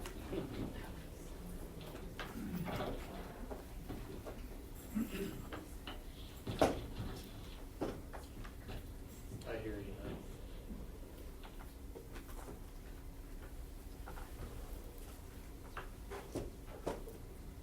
Do I need to repeat? Yes. Yes. Oh, okay. You know, I've experienced decades of the library operating smoothly. We're in a bit of a rough patch now, obviously. I don't see any reason to change the model. We got some things to work through, but I don't see a reason to change the model. I agree with you. You know, I was thinking about Thursday night. It was my first opportunity to go to the volunteer dinner, but it was for public safety, a little bit different. But again, a number of volunteers. Can't hear you. Well, it's on. What else to tell you? I know, but we can't hear you back here. Okay. Anyway, I went to a public safety dinner, my first one for our volunteers in public safety, and we celebrated 10, 20, 30, 40, 50 years of people who are doing phenomenal work volunteering their time. Then you emceed it, right? I mean, you talked about the phenomenal work they do. To me, this is no different. Our library board is made up of a number of volunteers who are doing the best they can. You know, I've heard about opportunities to, you know, be involved in the conversation.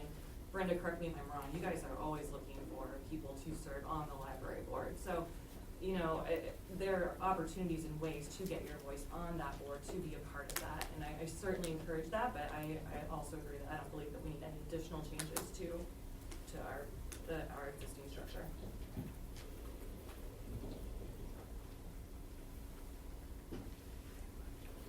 Do you know how many libraries are in the mid-section, mid-sized? I'm sorry, we can't hear. Yeah. We can't hear. I asked the question if you knew how many libraries were in the mid-size that are organized under this code of Iowa. That would be information that we would have to get back to the council on. Okay. I simply reported based on information that the Iowa Library Association put out and looking for direction on a similar operational model, and that's where they stated they were aware of it. Well, it seems to me that you know the issue is whether they want the council the authority to remove a book or to shelve a book behind the counter is really the big issue that I'm hearing from the audience tonight. And then, didn't the ad hoc committee with the city council representatives and library representatives look into that and found some challenges legally with that as well? Yes. And so that goes a little back to me when some of those first things, that if we have to follow the law both as a city council or as a board of trustees, whichever one, those rules don't change who's ever in charge, right? So that gives me the question, what's the difference? The difference, do you mind if I answer that? No, please do. The difference, because I am the elected official. I'm the one that wrote this. So the difference would be that we would take, all of our departments would be on an equal playing field. Because in researching this, that was something that was extremely troubling to me. That we had this large amount of taxpayers' money without elected official oversight. And so the difference in this is that the library director would answer to the city manager. And that if there were, the oversight then would come to the city instead of to the board. It would be, the oversight would be given to elected officials rather than volunteers. And I'm not saying that the volunteers have not stood up and been at the meetings. It just makes me uncomfortable because that isn't what I believe I'm hearing that the taxpayers want. They want their money to be watched over by the people that they put in office. So there's a difference there. It's oversight. We're not saying, or I wasn't saying in this, that the library board wouldn't be able to give suggestions, wouldn't be able to have their meetings and give us their educated opinion on this. They would just go from being a unelected governing body to giving suggestions, information to the city council and the city mayor. And Mike, if I've done a poor job of walking us through that, please feel free to do that. And then the other thing that it does is the process of asking, questioning any type of material would come to the city council rather than to the library director. The city council in turn would look at their knowledge and their history, but the decision, as you can see, would end up here again. Mm-hmm. So I wrote this because I feel like I went searching for compromise and I couldn't find it. And I tried every angle that I could think of. And ultimately, to me, or I wouldn't have spent as much time as I have on this, and it does take a lot of time because every word has to be wordsmithed on this. Now it has to just be up to the people. It has to be up to the people because we couldn't find compromise, sadly. So that's why it's written. It's not written to make waves. It's not written for people to be enemies. I want everybody to be neighbors. It was written to give the power back. That's what a referendum is. It's the people reclaiming power, and there are two ways to do that. Sorry, do I have 3 minutes, or can I? Okay. Just want to follow the rules. You have special rules. Thank you. There are two ways to give that power back to the people. It can be done tonight if the council feels comfortable with it, and heavy on the word comfortable here. Comfortable with saying, all right, we're going to have a referendum, we're going to change things, and we're going to give the decision to the people. If the council doesn't feel comfortable with that, then the next step would be, if the people feel so led, then they take it to a public referendum. So those are the last two steps. It can either be here or it can be there. And the beauty of all of this is you guys decide. That's democracy.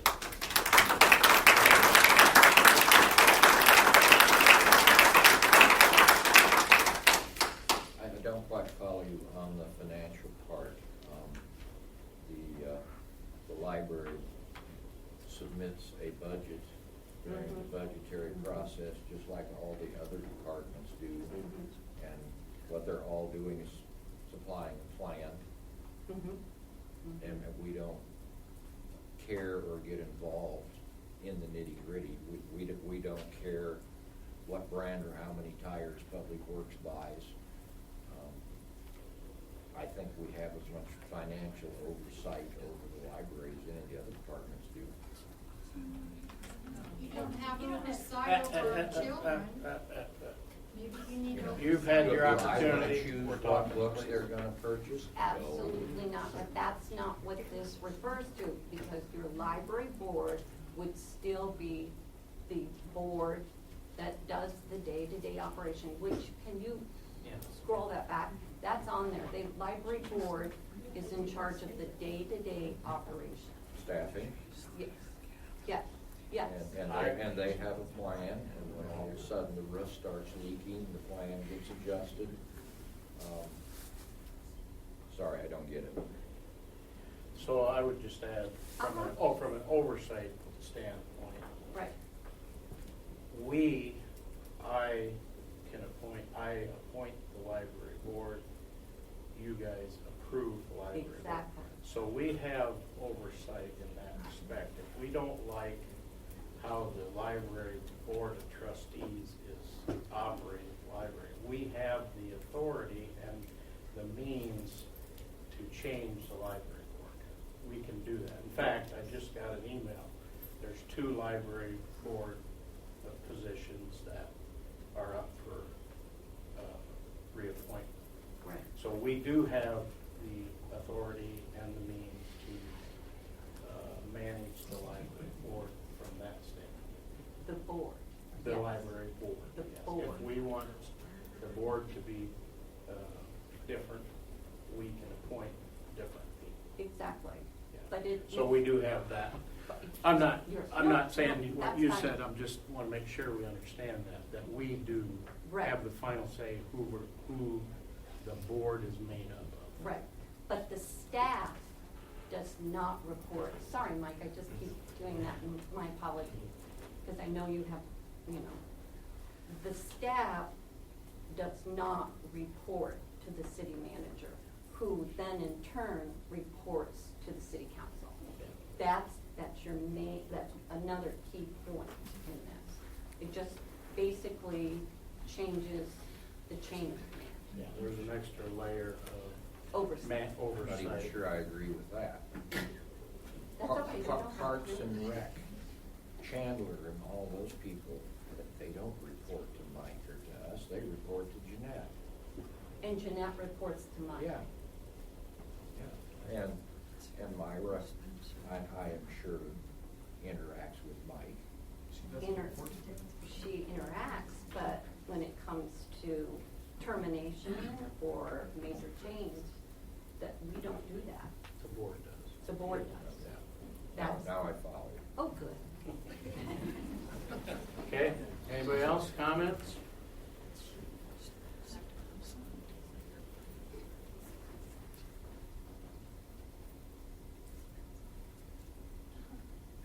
My only comment would be that whoever, I think Cal said it well, that whoever is ultimately the local authority still has to be subjected to state and federal law, which some of our background researchers pointed out could still make this a sticky subject, whether the buck stops here in our small world, because it's still governed by state and federal law, to what I think the majority of that side of the room would like to see come.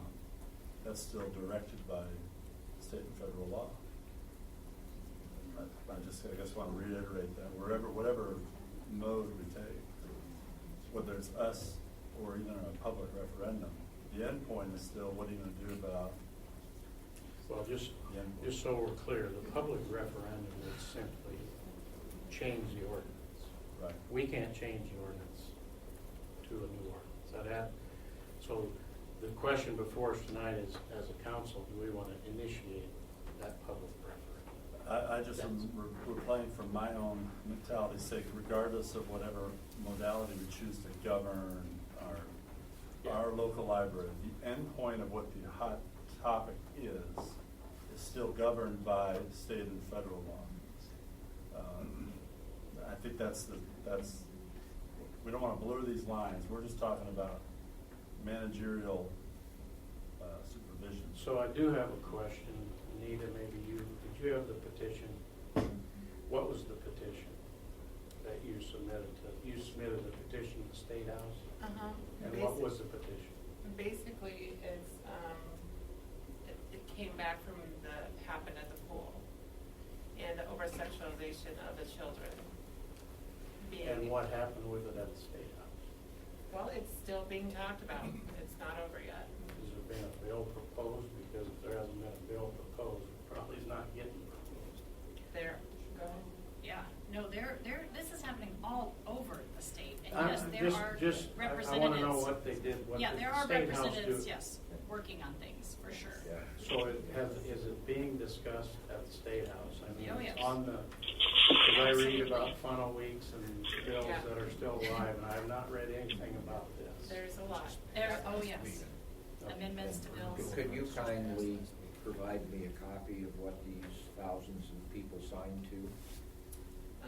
I'll talk to my group. We'll think about that. Yeah. Okay. I mean, you presented a petition with a lot of names, I did. and I would respectfully like to know what it was that these people signed to. Okay. All right, so what's your question is? I'll go first. I'm with 3. Status quo. Okay, Agree. okay, Same here. okay. All right, so based on, it would take 4 council members to vote to advance a referendum. So there's only 1 missing, so I don't think that it would be advanced. So I think the feeling is to not bring it forth for a vote. Okay? All right, the next one is I'm sorry. Blame me. I didn't hear that. What was that? From council is to not advance, to not have the referendum advanced from the council. Okay. Thank you. All right, item 2, indecent exposure drafted ordinance. Yes, Mr. Mayor, once again, I'd like to direct everyone's attention to the big board. And for those following at home, I'm on slide number 36 this evening. Now, what we are very similar, we're seeking direction on an indecent exposure drafted ordinance. Now, as we stated with this and describing this, generally, and these are very generalized statements, please keep that in mind for proper context. Now, as far as state law is concerned, state nudity laws generally pertain to pubic and genital areas. So we're talking about areas below the abdomen. Therefore, an elected official has requested that the council consider an ordinance that regulates both buttocks and nipples of female breasts, and that's what this ordinance would do this evening. It is important to note that any violation of the ordinance from a code enforcement standpoint would be subject to a municipal infraction under city code. If the council were to adopt this ordinance, it would be punishable by a $250 fine for the first offense. Now, included in this, before we get into the ordinance itself, it is important to note that numerous cities in Iowa currently have very similar ordinances that we are considering this evening on it, and we did include the names of those cities in the council packet as well. So let's go ahead, Mandy, and cover the indecent exposure ordinance. Now, we have up there the definition of indecent exposure. And now as it pertains to these 2 body parts, one of the things when this ordinance was reviewed by the city attorney, she did not feel it was necessary to put in, or I would say, duplicate coverage as far as other areas that are covered under state code. And she felt that it would be more efficient actually probably could create problems if it was double listed under a municipal infraction as well as state code. So the only areas that we have are areas that are currently not identified under state code, and that would be the nipples of female breast as well as the buttock regions. And so that's what this ordinance would cover right here. Now, as far as this is concerned, so what we're talking about is what this would do if the person, as far as knowingly and intentionally engage or cause another person to commit any act of indecent exposure, which is defined here. Now, as far as exceptions to the ordinance, they're labeled in section number 2 of the ordinance that we have listed up on the screen as well. So once again, I think from staff's perspective, when you look at state code, there appears to be a gap under items as it pertains to buttocks as well as nipples of female breast. Other municipal cities that we've done our research on tend to have or have had very similar ordinances that we are considering this evening. It was staff's understanding from the elected official there is a desire to potentially close what could be commonly referred to potentially a loophole as far as what is commonly referred to or what people would think of in terms of public nudity. So with that, Mandy, do we have any additional information on this? That's it. Okay. That concludes our presentation this evening, Mr. Mayor. More than happy to answer any questions the Mayor and Council have on this item. but very similar to the other issue, or the library board issue. What we're ultimately looking for is direction tonight from staff. We don't have the options up here, but the option would be, number one, proceed with consideration of the formal ordinance as considered and outlined tonight. Option number two would be changes or further research on this ordinance. Option number three would be not to address this issue and not to consider this ordinance at a future council meeting. Okay, thanks, Mike. So we all have a copy of the ordinance, we've hopefully read through it, and we need to, I guess for this one, this is an ordinance we can change on our own. So I guess the question I have, and what we need to instruct Mike is, you want to bring it back as a proposed ordinance to vote on, adding this language?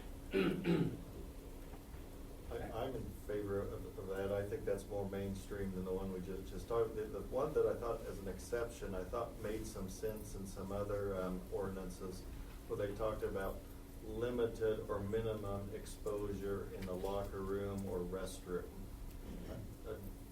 I thought that made some sense in areas where we're in stages of undress one way or another, that nobody ever got fined or accused of indecent exposure doing normal activities in those venues. So I don't know if you looked at that, Lynn. Are you the author of this one too? Yeah, I wrote it. Okay. Did you with help? I will say I had help. Did you think about that verbiage or not? Actually, we thought about every last word in this. So why didn't you keep this really important one in? Well. Yeah, and Councilmember Branderhorst, if I could try to answer this. Please. Yes, the draft ordinance that was compiled with Councilmember Branderhorst and staff had more detail in it, and this also went through legal counsel as well. Now what came out as legal counsel, the final version was reviewed by legal counsel, so it didn't have necessarily information, but likewise, our draft ordinance, the draft ordinance that was initiated on it also didn't have other ordinances that you may have been found in the research packet that we handed over on it, so they may not have been aware of it, but this was kind of a list that was, I think the fair statement was to keep in mind the city attorney did not want to list anything that was already identified under state code, so we had to list things that were not identified under state code. So is that under state code or somewhere Well, else? that we'd have to, that would be part of that research that we'd have to do to see if that's under state code or not. And I would be curious too, I also like some of the other cities had carve-outs for like the arts or theater and programming and stuff I like that. think we have that, that's under number 2E. Yeah. Yeah. Okay. Did think about that one. Good. Yeah. As you should. I Yeah. love the arts. I know. Yeah. I have a couple more questions. In the first paragraph, we make, it essentially says, I'll read the whole sentence. It shall also be unlawful for any person maintaining, owning, or operating any public place or establishment to encourage, suffer, or allow any person to appear nude in such public place. So I think appear nude and be nude are two different things, right? So I'm just kind of curious on the choice of that language. I mean, I don't think that's on the board, that's just kind of in the The proposal. ordinance itself.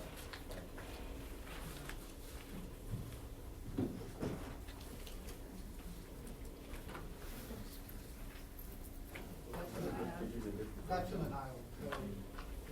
That's the Iowa one? Oh, Yeah. okay, thank you. Yeah, part of the additional information, we supplied the council with the Iowa code as well. And so, yeah, Chief McShahey, if you could assist us on these questions, we'd appreciate it, so.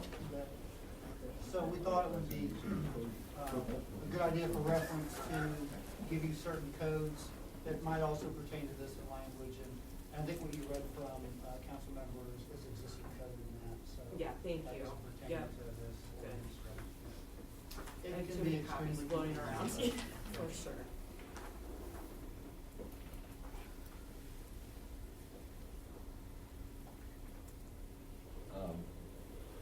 Anything further? Did you have? I do have one more question actually though, and this isn't ours. And I'm actually gonna lean on both Chief McShahey and our Dr. Carlstone here. what is buttocks? Like, I think about girl swimming suits, and some of mine don't fit as well as what others should. COVID hit us hard, but, so I wanna understand, do you guys feel comfortable? Where's the buttocks? Show us, Chief. Yeah, you may demonstrate it. It's a good question. If you look at, That's a darn good question. when I did the research on an ordinance, understand that I didn't look at all of it in Iowa. To say it's a high-level view, it's probably more of a mid-level view, because we did take a look at quite a few. Or a low-level view, no pun intended. Yeah. And I'm sure you've reviewed it and you've noticed that some will specify, some will say buttocks, but they probably don't say both. The argument there, what I found is that, picture this, if someone's running down the street away from you naked, you're probably gonna see their buttocks and not their anus, right? Right. So this is an intent crime. It has to be intentional and knowingly, not an accident, not you bend over, your pants don't fit right, and we see, a crack or something. So I think we can also agree that most coverage, whether it's your beach or the pool, do cover a particular area of that buttocks. Some more or less than others. And so I think if you look at this from a perspective of an officer trying to figure out the intent and whether that element exists, then there's going to be some clear factors and not a oops or just a swimsuit that doesn't fit right. More of an intentional overt act that says, I intentionally mean to offend somebody by doing this. The other thing to consider is, normally in some cases that involve nudity, there's other things happening. And so other Iowa codes do cover those areas and give us more availability to enforce Iowa codes, such as disorderly conduct, harassment, interference with official acts, obstruction of justice, disorderly intoxication. So then we lean on those more heavily to take care of the issue, wherever that is. And then at the end of the day, we have some great discretion that we're able to exercise, whether that's making a custodial arrest versus filing it versus regrouping and figuring out what we have and then maybe leaning on legal counsel to see where our next step is. So we always have to understand that criminal law and civil law is never black and white, and no case is ever the same, right? And so this is a case-by-case consideration and basis. So sorry I went around the block, but that was a great question. I know that others had it too. Well, I think that, it is, a question like that elicits some chuckles because we want to say, well, it's quite obvious. But for the people that are trying to enforce a law like this, they have to, There's a lot have of it clearly swimsuit styles defined. out there. I mean, I was in Fort Lauderdale a few weeks ago, and there was buttocks all over the place. No one had anything covered. So, I mean, it's not quite as easy as you would think it is. Yes. That It's is important that it's absolutely defined. true. That Yes. Don is right on that, because it was very, I felt like sitting at the table with Chief, and we had to go through all of this anatomy. Like, there were times I had to force myself not to blush, but it all had to be talked through and thought through, because I believe Mike said it, we have some very big loopholes in the state of Iowa, and we need to start to close some of those loopholes to give our first responders some tools. And that's kind of what this was designed to do. And, again, on this one as well, we looked at every word and then counted on the attorney for interpretation, and then she sent it back, and then we pushed it back, and then she sent it back again, and here's where we landed on this. So of course I support it. Yeah. If you want my opinion, I do. We need you guys are the ones that ultimately decide. I think I would. I'd like us to support this. And there's two two things. One, when we talked about it, I said it had to meet two qualifications. One, it had to be legal.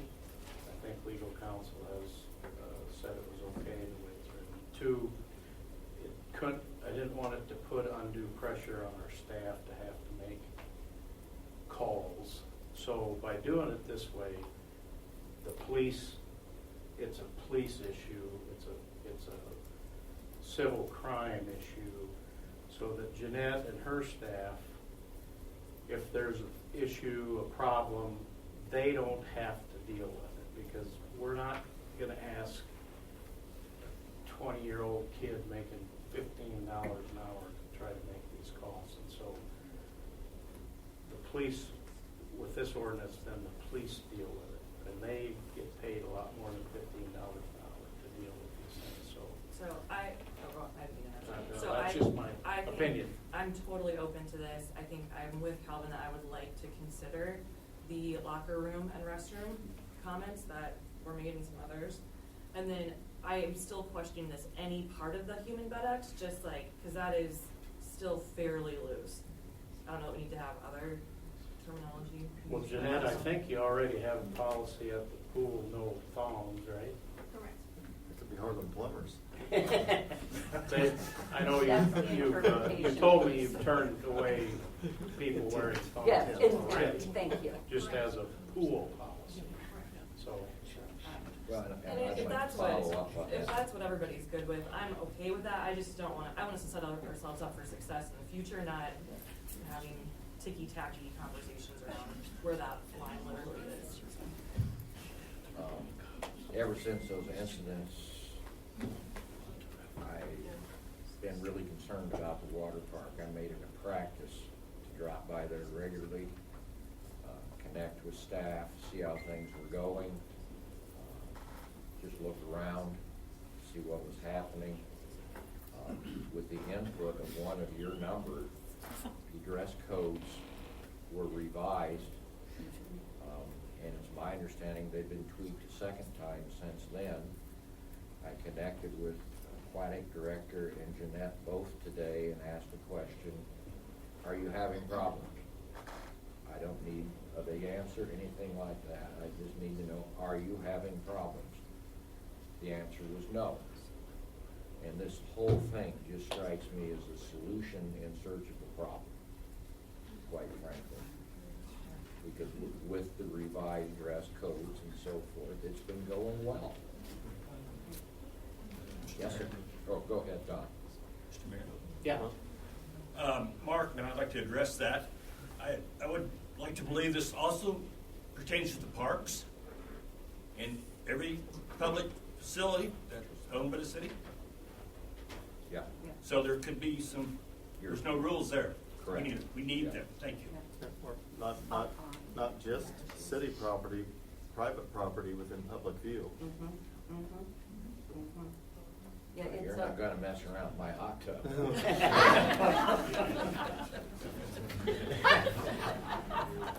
Okay, so is everybody okay with staff bringing it back for a vote, this ordinance? Maybe Check out that one paragraph. check a little bit what Liz is concerned, if there's any tweak available. We'll do it. Okay, so that's what we'll expect this ordinance back on the agenda to be voted on at some time in the near future. Let's get it done in the near future. Okay? All right, I will entertain a motion to adjourn. So moved. Support. Master Brandenhorst, all in favor, please say yes. Opposed, no. Mandy, please call the roll. Aye. Yes. Yes. Somebody votes no, we're in trouble. Yes.